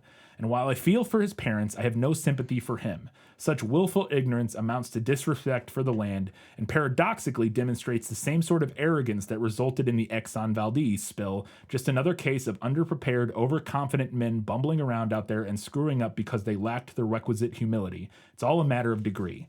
McCandless's contrived asceticism and a pseudo-literary stance compound rather than reduce the fault. McCandless's postcards, notes, and journals read like the work of an above-average, somewhat histrionic high school kid, or am I missing something? And I don't know if that's the end of the letter, but that's where Krakauer ends it. I think there's elements of that are very true. Yeah. There are parts of that are very true. But I also think it's overly judgmental and critical of a young guy who had a lot of issues. And it feels wrong to compare. Like, I there's nothing, he's not wrong. Like, the part that, like, it's the same sort of arrogance that resulted in the Exxon Valdez spill, just another case of underprepared, overconfident men bumbling around and screwing up. True, but in this instance, he just killed himself. Yeah. And there's a part of me very deep down, the libertarian part of myself that I quashed down in a deep, dark little hole goes, yeah, but like, it's fine. If you want to fuck off to the woods and die, I don't want you to do that. Like, I would try to convince you not to do that. But if you're like, I just want to go live off the land, and if I die in the woods, I die in the woods. I don't know if there's anything inherently wrong with that. Like, I don't know if I have a problem with that. And it's definitely something you should be allowed to do, I guess. Like, if you just like, I want to go live in the woods and see what happens. Like, so there is that level of like, I don't think he's wrong. There is a level of sort of arrogance and just stupidity. Well, I mean, I think he said the word hubris, which is one of my favorite concepts ever, because I think it is so accurately describes a lot of humanity. Yeah. But it's also, his hubris came from a place not of self. I don't like, after reading the book, I really don't think that his hubris came from a place of like self-aggrandizement. I don't think that he thought like, I am better than this, I can do this because I'm amazing. I think he knew that he might die in the woods. Like, he knew that he was doing something dangerous and kind of dumb, at least to some extent. Like, the last postcard he writes to Wayne, he says like, if I'm going into the wilderness, I'm going out into Alaska, if I don't survive, blah, blah, blah. Like, he knows like he could die. So I don't think it's like complete hubris or like he didn't take it seriously. I want to get into some other stuff because I think it kind of helps flesh out a picture of who Chris/Alex was. Some other notes from my reading that I just wanted to put all here. This is all kind of stuff about Alex and his personality. When he was in high school, he got really into cross country and was captain of the team. And according to his teammates, he used to motivate them by telling them to imagine that they're running against the forces of evil.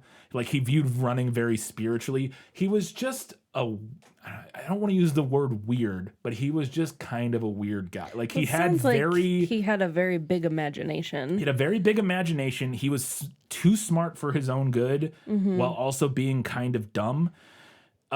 He was like able to parse and digest really interesting like literary concepts and stuff, but also maybe it took them maybe too literally sometimes. I think potentially. I mean, I will say too smart for your own good, but also very dumb is a pretty lethal combination. Absolutely. Like I said earlier, he would go and hang out with homeless people and buy them meals. He apparently let one of them sleep in his parents' camper. Like, he would like and that his parents had like didn't even realize for months that he was letting this homeless person sleep in their camper on their property.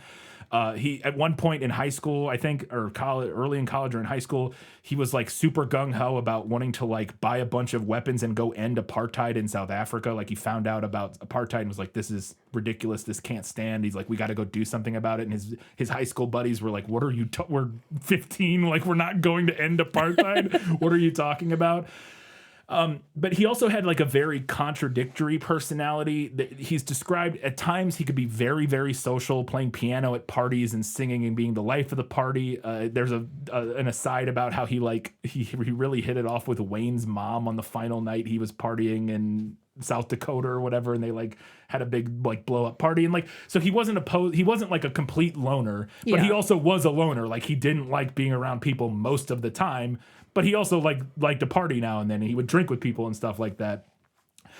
He was an ascetic, but he was also an entrepreneur. Like, he hated stuff, but there's so many stories about as a kid how he would start all of these like really ambitious rackets, and like he very much had huge criticisms of capitalism, but was also like I said, like, he would like starting all kinds of like money making schemes and stuff like that. But then he would give his money away, but he wouldn't do anything useful with it all the time. He did donate it to Oxfam, like his college fund and stuff like that. He hated conspicuous consumption. Like I said, he was very vocal about ending hunger and apartheid, but he started the College Republican group at his university. Like, he was a co-founder of the College Young Republicans group. He was a huge fan of Reagan. So what you're saying, I feel like, is that he contains multitudes. Yes, like he was like his quote, like he was like loved the government is best which governs least, like that was like a big thing, which you see with the whole like permits thing of going down the river. He had a ton of political idiosyncrasies. I'll see if I can find of like his political ideals were not coherent. As assistant editorial page editor of the Emery Wheel, he authored scores of commentaries. In reading them half a decade later, one is reminded how young McCandless was and how passionate. The opinions he expressed in print, argued with idiosyncratic logic, were all over the map. He lampooned Jimmy Carter and Joe Biden, called for the resignation of Attorney General Edwin Meese, lambasted Bible thumpers of the Christian right, urged violence against the Soviet threat, castigated the Japanese for hunting whales, and defended Jesse Jackson as a viable presidential candidate. In a typically immoderate declaration that the lead sentence of McCandless's editorial on March 1st, 1988 reads, "We have now begun the third month of the year 1988, and it is already shaping up to be one of the most politically corrupt and scandalous years in modern history." He was just a very strange guy. And another thing, and this is kind of what that first article, or that first letter I read earlier that the guy criticizing was saying, when you read Alex's writing, it's very clear, like his journal entries and stuff that are in the book, it's very clear that his writing style is inspired by classic authors that he loves. Thoreau, Tolstoy, all of those people. But you can also tell that he lacks the grasp of language or the true complexity of thought to express anything as worthwhile as what they were saying. Like, he mimics their style, and it's not that he's saying nothing interesting. He says interesting stuff, but it's like a facsimile. I don't know how to describe it. Like, it's somebody who's clearly very intelligent and can digest and interpret these very meaty, like literary and philosophical treatises. But also, then when he like writes, it doesn't. You can tell he's trying to write the way they do and say the important things that they're saying, but he doesn't quite have the wisdom to do it. I don't know. It's fascinating. So like I said, this is the place where I wanted to kind of hit all of this, because I don't, as I said at the beginning, ultimately I come down to a place somewhere in the middle of like, I have a lot of sympathy for him as a person, and this is a tragedy, and I very much am not on the side of like this idiot kid. What was he thinking walking to the woods? He had no idea what he was doing. He was just an idiot who either was trying to kill himself, or, you know, didn't care if he died, or was like had a death wish, or was just completely like hubristic. I don't think that's true. I think he was just a guy looking for answers and thought he might find them in the Alaskan wilderness. He went to the woods to find himself. Yes, I mean that is very much the case. Like 100%, that is what he's doing. And the book goes to great detail to spell that out. But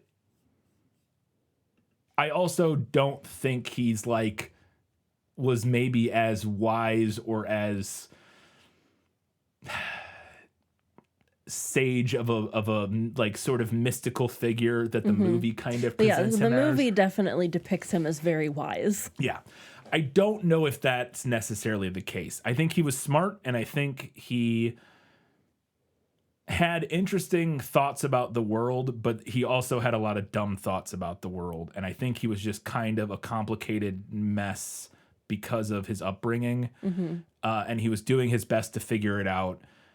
But I had a note that I didn't write down here, but I also, when reading the parts about like his political views and stuff, and I was like, I think I would hate him if I met him. I think he would be exhausting. I think he strikes me as somebody that would be exhausting to be around sometimes, but super fascinating to be around other times. Like, I think he's very much one of those people, which is right in line with everything in the book of what we read about him.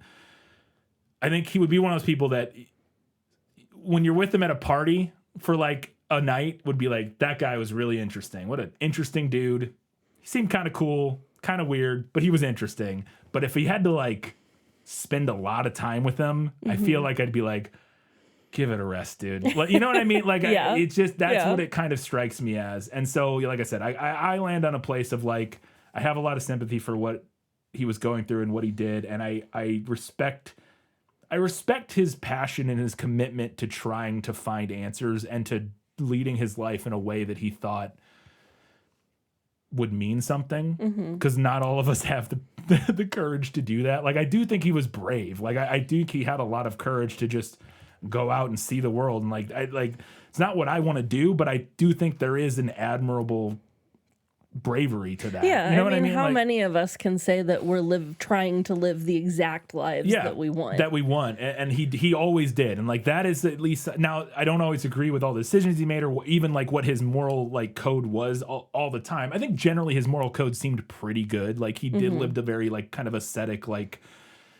you know, minimalist lifestyle that I think is a fairly, if nothing else, it's not a damaging way to live for the most part. Damaging to some of his relationships, maybe, and I think maybe his parents would argue differently, but also his parents kind of sucked, it sounds like. So, like, you know, it's a mixed bag. But yeah, I don't know if that's an interesting place to land, but that's where I land is like...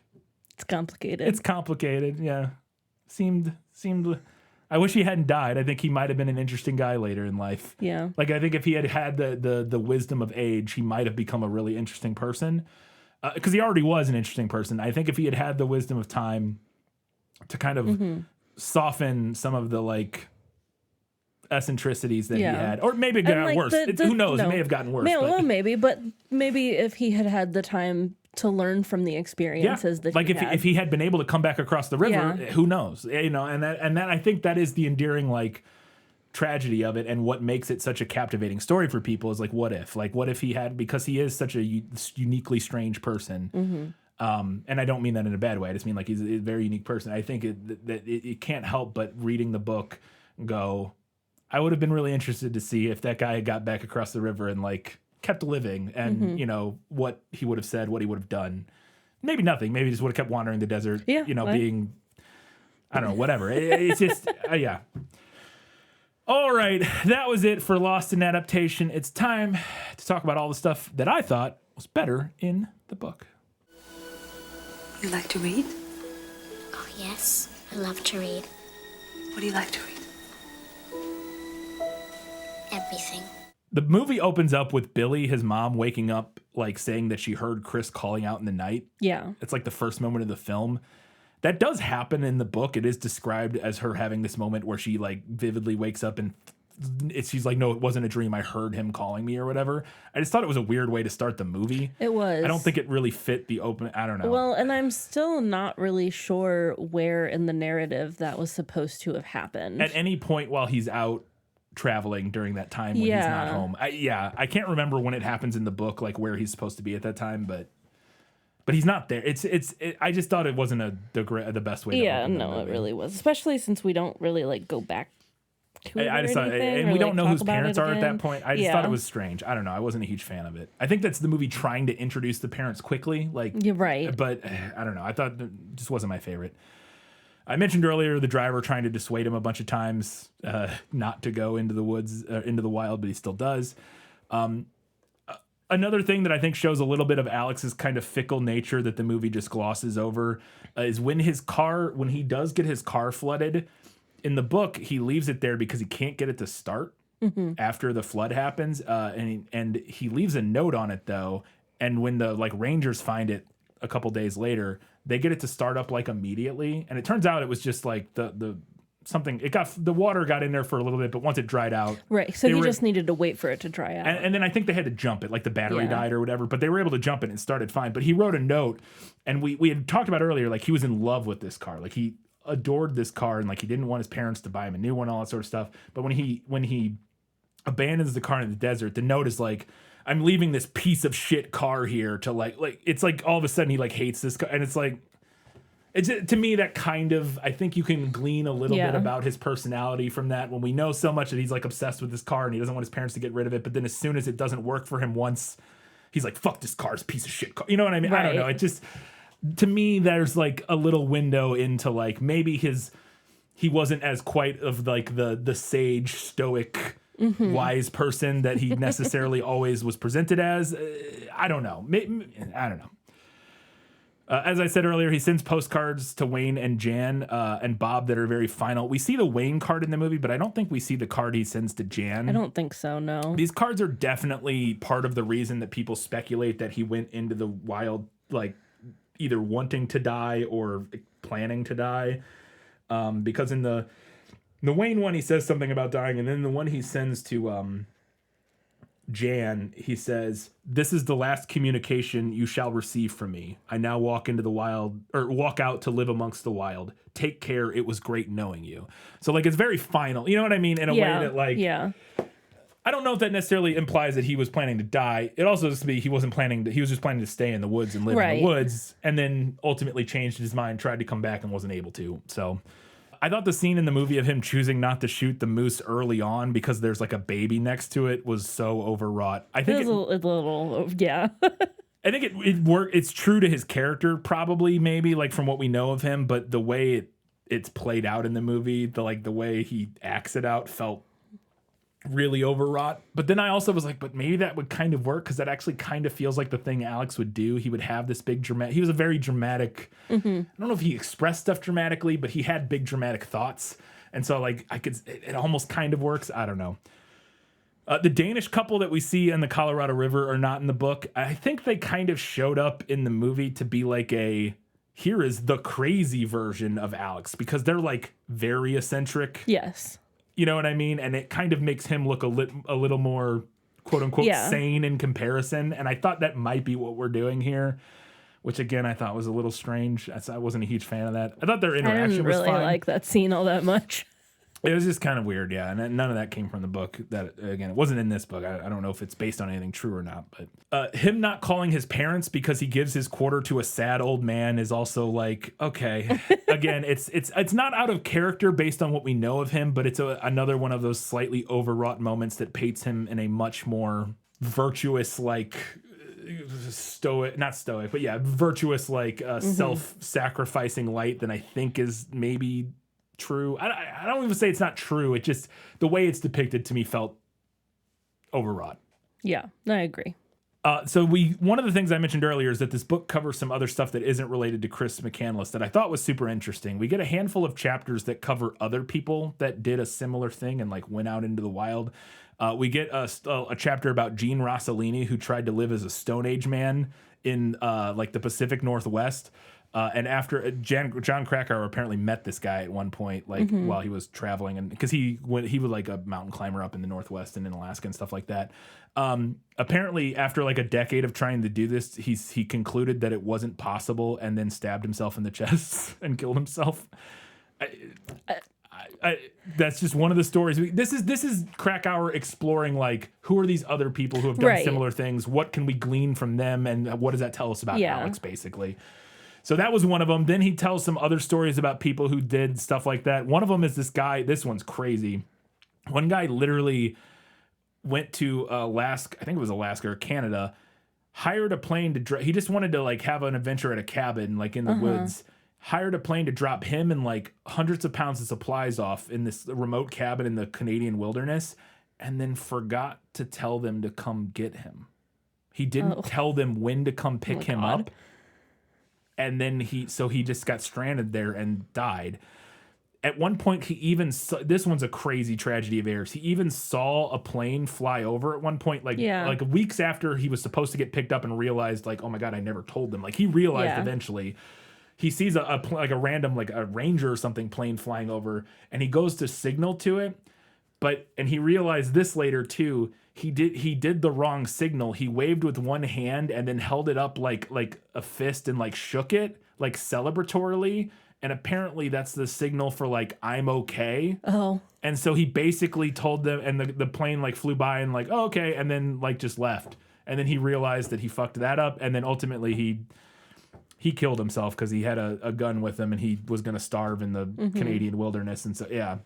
And then the last one here, and this is the one, and so Krakauer tells those stories and goes, those are interesting, but they're not really like super similar to Chris. The last one is this guy named Everett Royce, who was like this kid who was 20 years old, very, very similar to him, consumed by wanderlust and this desire for natural beauty and seeing the world and all that sort of stuff. He also changed his name several times. He had a bush name that he used. And then right before he just disappeared and nobody ever knows what happened to him. But right before he disappeared, he like the last thing they found is like in the Arizona desert or something. He was in these old ruins and he wrote Nemo on the wall, which means nobody in Latin. And then he just disappeared.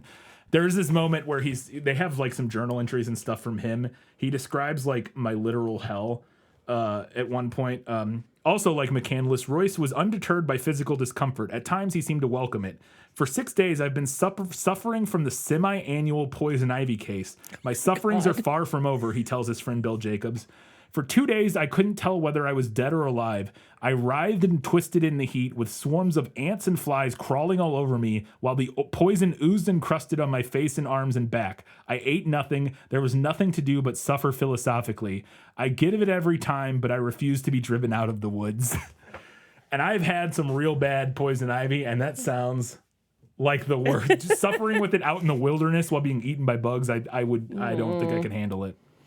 I just feel like, and this is just me going off on a tangent for a second here, based on what you have told me about these different like instances, I feel like the thing that people get really wrong, particularly you talked about the guy trying to live as a Stone Age man, is that previously when humans lived out in the wilderness and like off of the land, we weren't fucking doing it alone. By themselves, yes. We were not by ourselves. Yeah. It takes a village. Yeah, that is very true. That is very, very true. And it is something, and I think that is something Alex realized. Like I said, that is part, maybe not the survival part of it necessarily, because that's what you're getting at. Right. On top of that is like just to survive, period, having other people to help with stuff. Survive, period, having other people that can do things. Yeah, yes. I would agree. There's a detail in the book that I thought made a lot of sense, is that the first time we're introduced to Walt, his dad, Alex's dad, the first line that John Krakauer decides to present to us that Walt says is, and this John Krakauer's in like the first time he meets Walt, I think, I don't know, but this is the first line we hear from Walt in the book. How is it, he wonders aloud as he gazes blankly across Chesapeake Bay, that a kid with so much compassion could cause his parents so much pain, end quote. And I think he very pointedly chooses that line to kind of get across that the kind of person Walt is. He's not, the first thing we hear from him isn't him being devastated at the loss of his child necessarily, but it's at reveling at the idea that how could he do this to us? Yeah. And I think that's very intentional.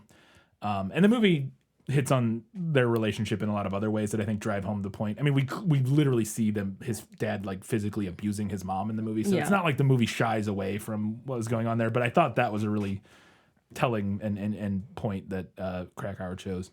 Detail that's not mentioned in the movie is that Walt bought Billy, who is Alex's mom, a guitar when Alex was born so that she could play songs for him. And they find that same guitar when his car gets abandoned in the wash. They find that guitar. He had that guitar with him, but he just left it there.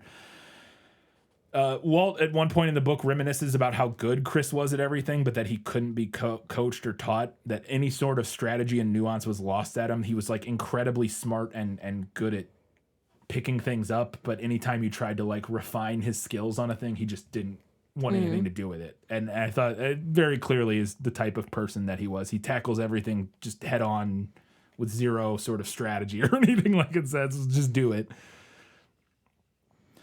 We get in the book a thing that obviously makes sense not to be in the movie, but Krakauer spends like 2 chapters chronicling his own attempt to climb the Devil's Thumb, which is this big scary mountain in Alaska.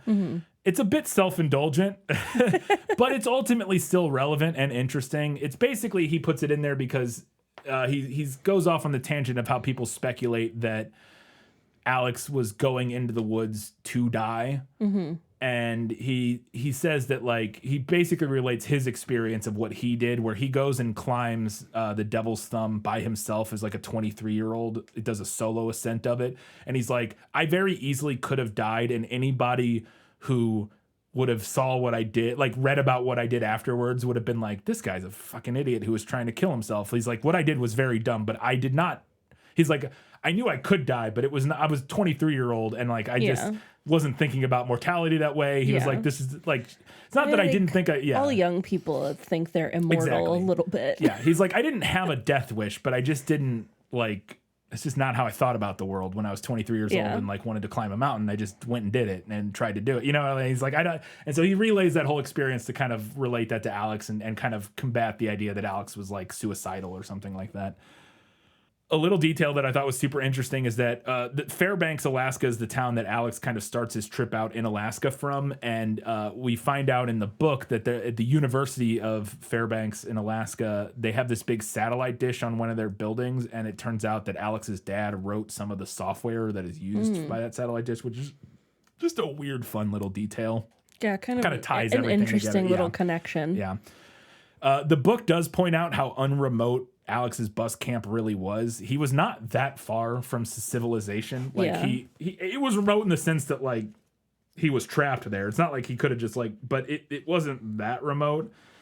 Well, it didn't seem like he went super far from where he got dropped off to where he found the bus in the movie, at least. Yeah. Like it didn't seem like a crazy huge distance. Yeah. Ironically, the wilderness surrounding the bus, the patch of overgrown country where McCandless was determined to become lost in the wild, scarcely qualifies as wilderness by Alaskan standards. Less than 30 miles to the east is a major thoroughfare, the George Parks Highway. Just 16 miles to the south, beyond an escarpment of the outer range, hundreds of tourists rumble daily into Denali Park over a road patrolled by National Park Service. And unbeknownst to the aesthetic voyager, which is a nickname he occasionally calls Alex because he wrote that about himself in a thing. And unbeknownst to the aesthetic voyager, scattered within a 6-mile radius of the bus are 4 cabins, although none happened to be occupied during the summer of 1992, but could have had supplies in them. Yeah. So he was not like as remote maybe as it potentially he thought he was, but that doesn't really matter because it wouldn't have really solved it. He couldn't have walked 15 miles when he started getting sick anyway. Right. So it does turn out though that if he had had a map, he would have been fine, because when he tries to cross the river and it's all flooded, like it's way too big and he can't cross it. Turns out if he had had a map, he would have known that like a mile up the river, there was a cable car that goes over. And I had that thought in the movie, not of a cable car specifically, but I was like, I feel like if that were me, you just start going up I and down would the river. start going up and down the river to see if there was a better place to cross. Yeah. Yeah.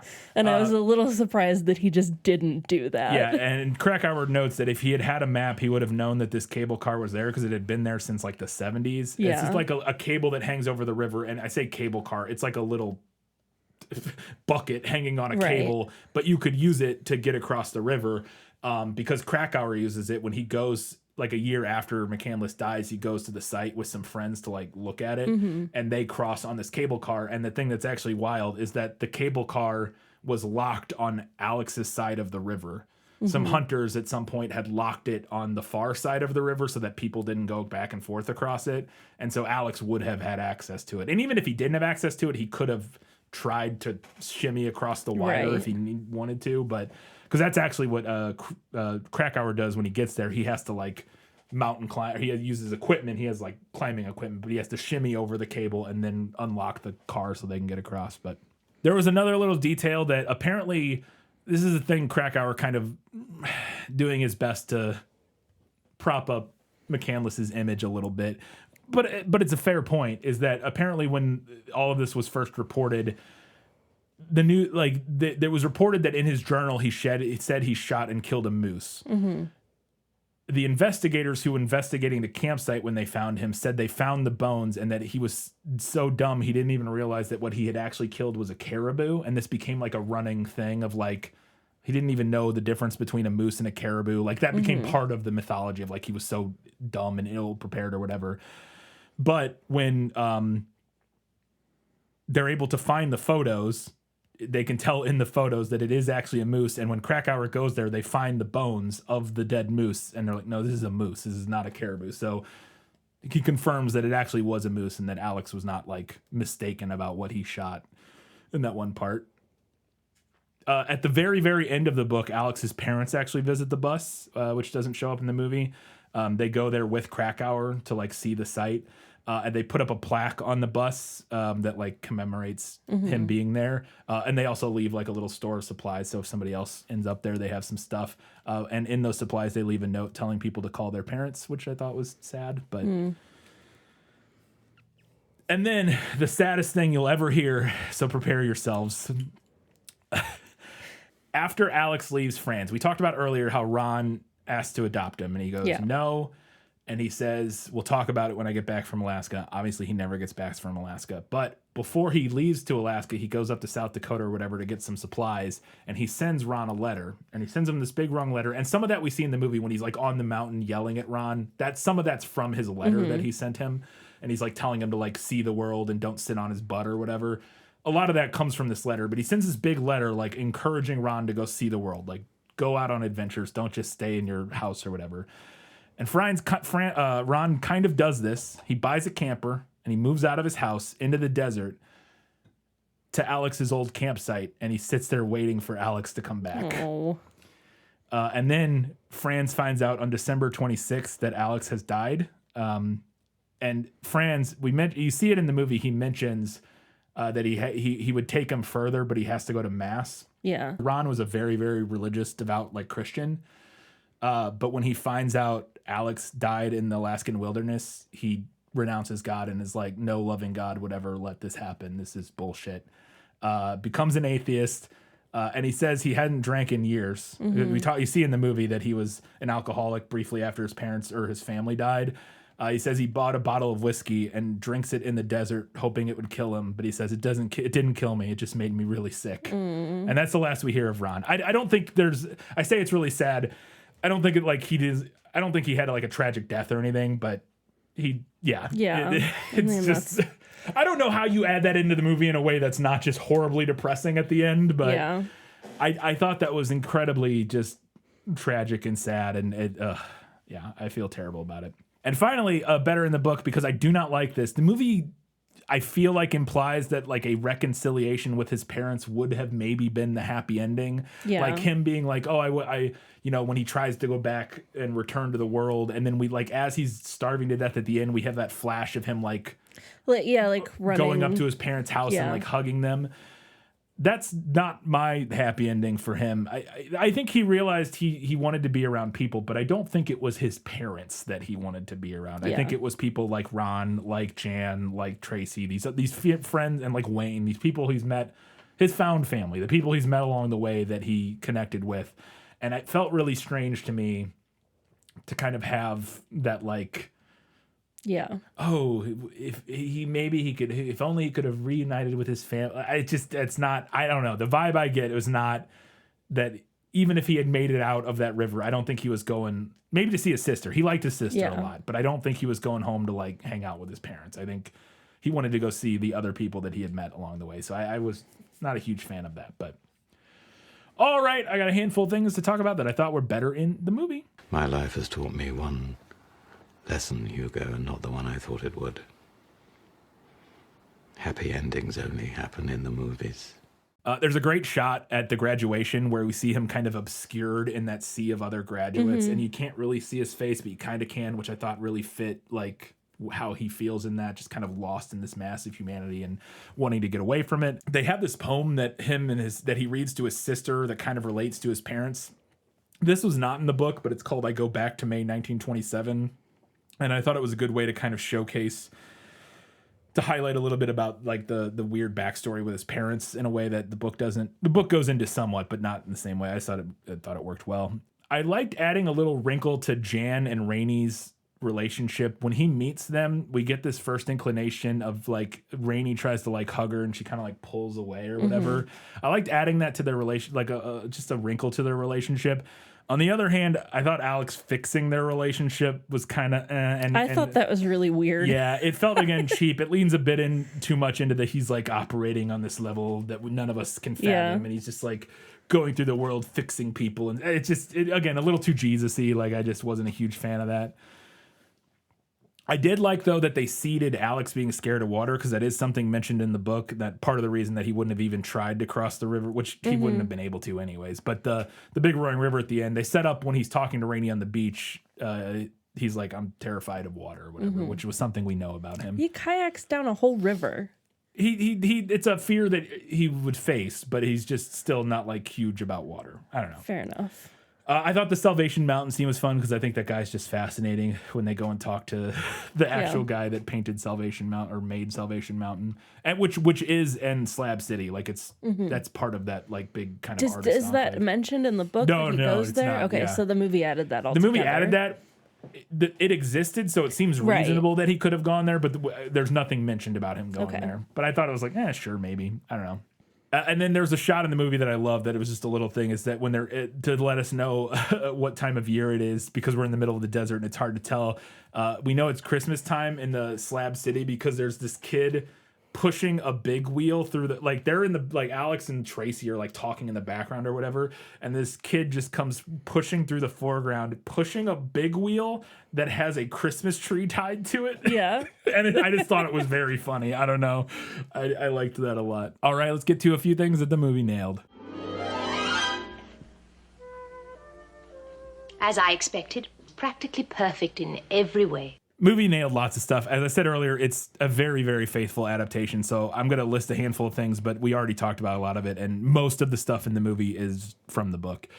There's a little moment early on when during the opening like credits where we see in a gas station on a bookshelf a book called Tanana Plant Lore or something like that, which is the book he bought that he learned to like what plants to eat while he was in Alaska. I loved I was initially weary about having his postcard text appear on screen, but then I realized what they were doing because I know how that postcard ends, which is into the wild. And so, but then it like pauses towards the very end and we get a handful of moments. But then as he walks into the wilderness, the final lines, I now walk into the wild pops up and into the wild turns into the title, which I thought worked and was fun. Nailed him donating all the rest of his college fund to Oxfam, burning his money after his car floods. He has $123 and he lights it all on fire. He meets up with the older couple who are rubber tramps and they take him under his wing. They nailed when he gets to Alaska, he carves that triumphant screed into the wood that says like whatever it said. Yeah, that whole like thing that existed and was there. Like word for word. He digs up stuff near where his car was. I'm not sure in the movie if we see him digging up stuff from where his car was, but that's a thing we know he did in the book a lot is when he was places, he would bury stuff. Yeah. And then he would come back Like, go later back and get it like months later or whatever. He did it quite a bit. And we do see him at least do that once in the movie. Yeah. They nailed the little detail where on his dad's birthday, that one time he buys him like a Questar telescope, just a thing that's mentioned. I think kind of getting to the idea that he did like want his dad's like approval and kind of, I think never felt like he measured up in that kind of thing.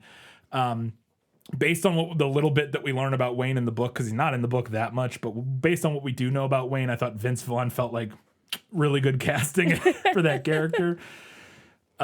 He meets back up with the older couple with Jan and Rainey in Arizona at the Slabs, and he helps them sell books, which we see him doing in the movie. They have like a little book stall. That's what they have him help specifically because he knows a lot about books because he reads a ton. He is staying in the desert near oh my God Springs or whatever in like a nudist colony encampment when he meets Ron for the first time, and all of the backstory with Ron's basically the same. Walt's background is like a project manager at NASA, and then him and his wife starting their own company and being kind of independently wealthy and all that sort of stuff is all the same. And then the movie mentions the post-high school trip where he goes out to California and finds out that his dad had been cheating on his mom with his first wife and had another kid with his first wife after he had two kids with... Wait, is that what happened? Yes. Because I thought that his mom was the mistress. No. Yes, she is. Like that his dad was still married to the first wife. He was legally, but my understanding of it is that he was still legally married to the first woman. Alex's and Kareen's mom is the second woman. Yeah. But she didn't know, from my understanding. Or maybe she did. Maybe she did know. I don't know. I'd have to reread it and see. But... Because I thought what he was upset about was that they were like bastards. Was what I got what the from movie the movie. says. That word is not mentioned in the book, and I don't know if I don't know what I took it that he was just upset at his father for essentially going back and having. I interpreted it when I read the book that he was with his first wife, left her but never got a divorce, met their mom, they got together, had 2 kids with her, then while he was still with her, went back and had a little fling with his first wife again, and had a kid with her, even though he was still with, and then, the details of that are a little muddy. I don't know the exact. Okay. But I did think, like, as we were watching the movie, like, I thought him being upset specifically about him and his sister being, like, born out of wedlock seemed odd. Like, it didn't feel like a thing that his character would be upset about. I think it could potentially, because he did have very weird, like, kind of strict moral ethical code about, like, even like about sex and stuff. the cheating, sure. Yeah. I could see that, but like the specifically, specifically being a bastard, I was like, it didn't feel like something he would be all that upset about. I don't think that's, again, that's not the vibe I got from the book. The vibe I got from the book that he was basically just mad at his dad for cheating on his mom. Yeah. Again, which that makes perfect sense. Yeah.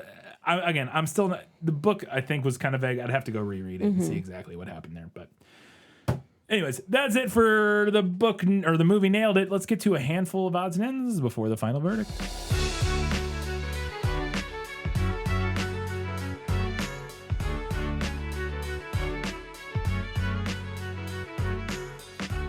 The specific scene in when he's hanging out with Wayne and they're like in the bar and he starts yelling society over and over. Yeah.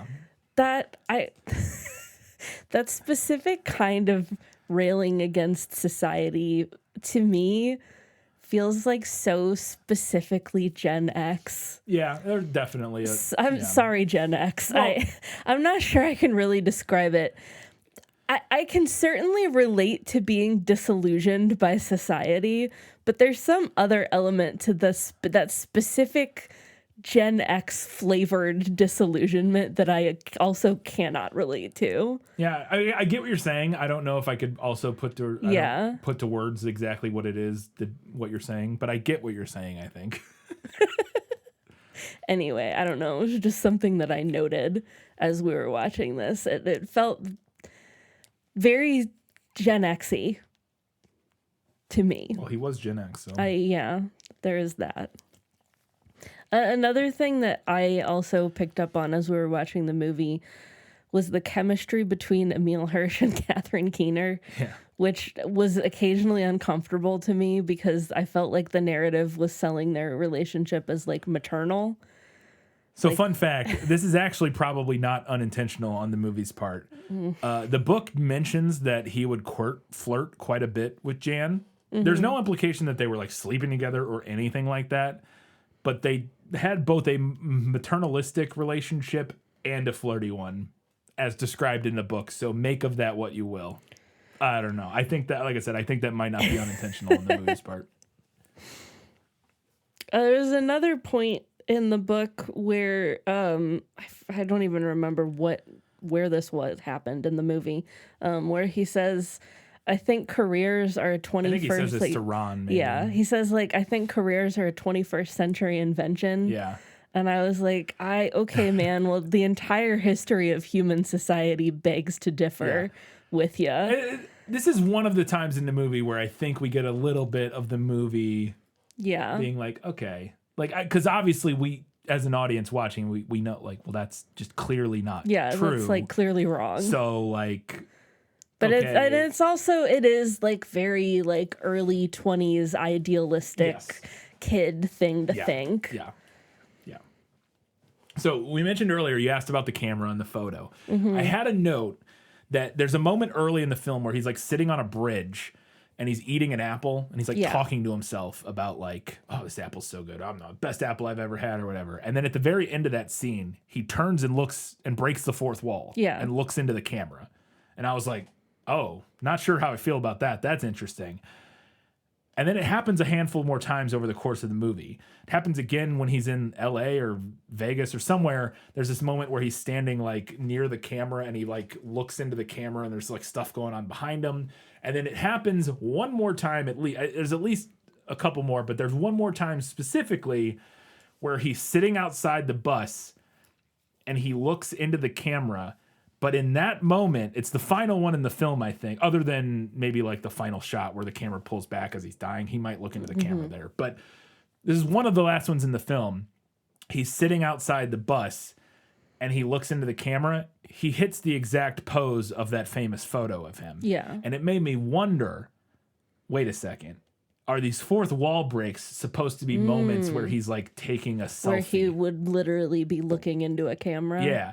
Now, I've never seen any of the other photos that would relate to the other fourth wall breaks in this movie, so that may not be it. But if that had been what they were doing, that would have been really interesting. Yeah, that would be really like a really fun directorial choice. Yes, if that had been, and like I said, because it's definitely the last one when he's sitting in front of the bus and he hits the exact pose and moment that Chris McCandless hits in that famous photo of him sitting outside the bus. Yeah. But I don't think like him with the apple is one that is I've never seen it at least. I don't know. So maybe those other moments are photos that he took, and if so, kudos. If not, then it's just a coincidence maybe. And I just Googled photos of Chris McCandless, and all of the ones that are coming up seem to be Alaska ones. So which those are all the most popular ones that show up. So there are other photos of him from different times. But it may, I don't know. Anyways, I'll have to do some looking, and if I can figure out if that was a thing or not, I'll let us know in the next prequel. But if I can find like the Apple photo or one of the other ones that I know were a fourth wall break moment. But anyways.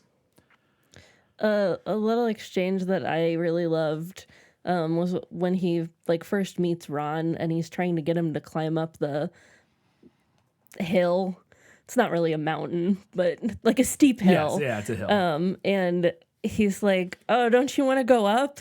And Ron's like, "Nope, I don't do those kind of things." That was the most relatable moment in the whole movie to me. Yeah. Nope, I don't do that. Yeah. Another little thing that I just wanted to mention was that I thought it was amazing that he manages to keep his reading glasses throughout the entire film. Yep. I felt like that was an easy gimme. His reading glasses break when he does something. No, I think it's true that he had them still because I think there are photos of him towards the end wearing the glasses still. So yeah, and reading was so important to him that I think he would have protected them very, very fastidiously. Before we get to the final verdict, we wanted to remind you can do us a favor by heading over to Facebook, Instagram, Threads, Goodreads, Blue Sky, any of those places. We would love to hear what you have to say about Into the Wild. What do you think about Chris/Alex? What's his deal? Which side do you come down on the debate? We want to know, and we want to talk about it on the next prequel episode.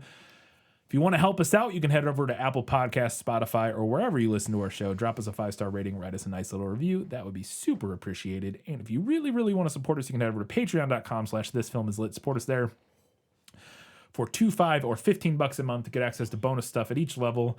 At the $5 level, you get bonus content once a month. We put out a bonus episode. Last month, we put out our discussion of Nosferatu, right? Mm-hmm. Yeah, which was our runner-up in the March Madness poll. This month, coming up soon, we will have our episode on A Ghost Story. Yes. Which is what we're doing for that. So yeah, you get that. And then at the $15 level, if you have something you would really like for us to talk about, you support us for $15 a month, you get access to priority recommendations, patron requests, and this one was a patron request from... Beans, and Peen. There it is. Technically a former patron. But was around long enough to earn their request. to get the retroactive request. We don't want you to join for like a day and then request something and then leave. Yeah. But he was around for a few months and put in a request, and then so we decided to do it. But all right, Katie, it's time for the final verdict. Sentence first, verdict after. That's stupid. I had heard the story of Chris McCandless before, but this was my first time reading the book and really diving into the mystery behind the question, who is Chris McCandless? It was a fascinating read, and while John Krakauer was definitely more enamored with Alex than I was, I understand the appeal. It's hard not to admire his audacity and willingness to throw himself headfirst into life. As bewitched by Alex as Krakauer was, I think this movie presents itself as evidence that Sean Penn was even more so. It's a good movie. I actually liked it quite a bit. It had some really beautiful shots. The structure was exactly what I imagined while reading the book, and I thought overall it worked really well. The performances are all great. I honestly thought Emile Hirsch had like some really weak moments mixed in with what is overall a really good performance. But again, just generally, I thought it was a pretty good movie. But in wanting to honor Alex's life and death, I think Penn ends up flattening a complex human just a bit too much for my liking. The Alex of the film is a bit too wise, a bit too jovial, and a bit too likable based on my reading of his personality from the book. The movie is a great adaptation and a good movie overall. And the book is not a masterpiece. It's just a very well-written exploration of the tragic death of a young man. But it provides what I feel is a more honest and more interesting exploration than the movie. So this time, I'm going with the book. Katie, what's next? Up next, it's time for something different. We're doing something that we've never done before.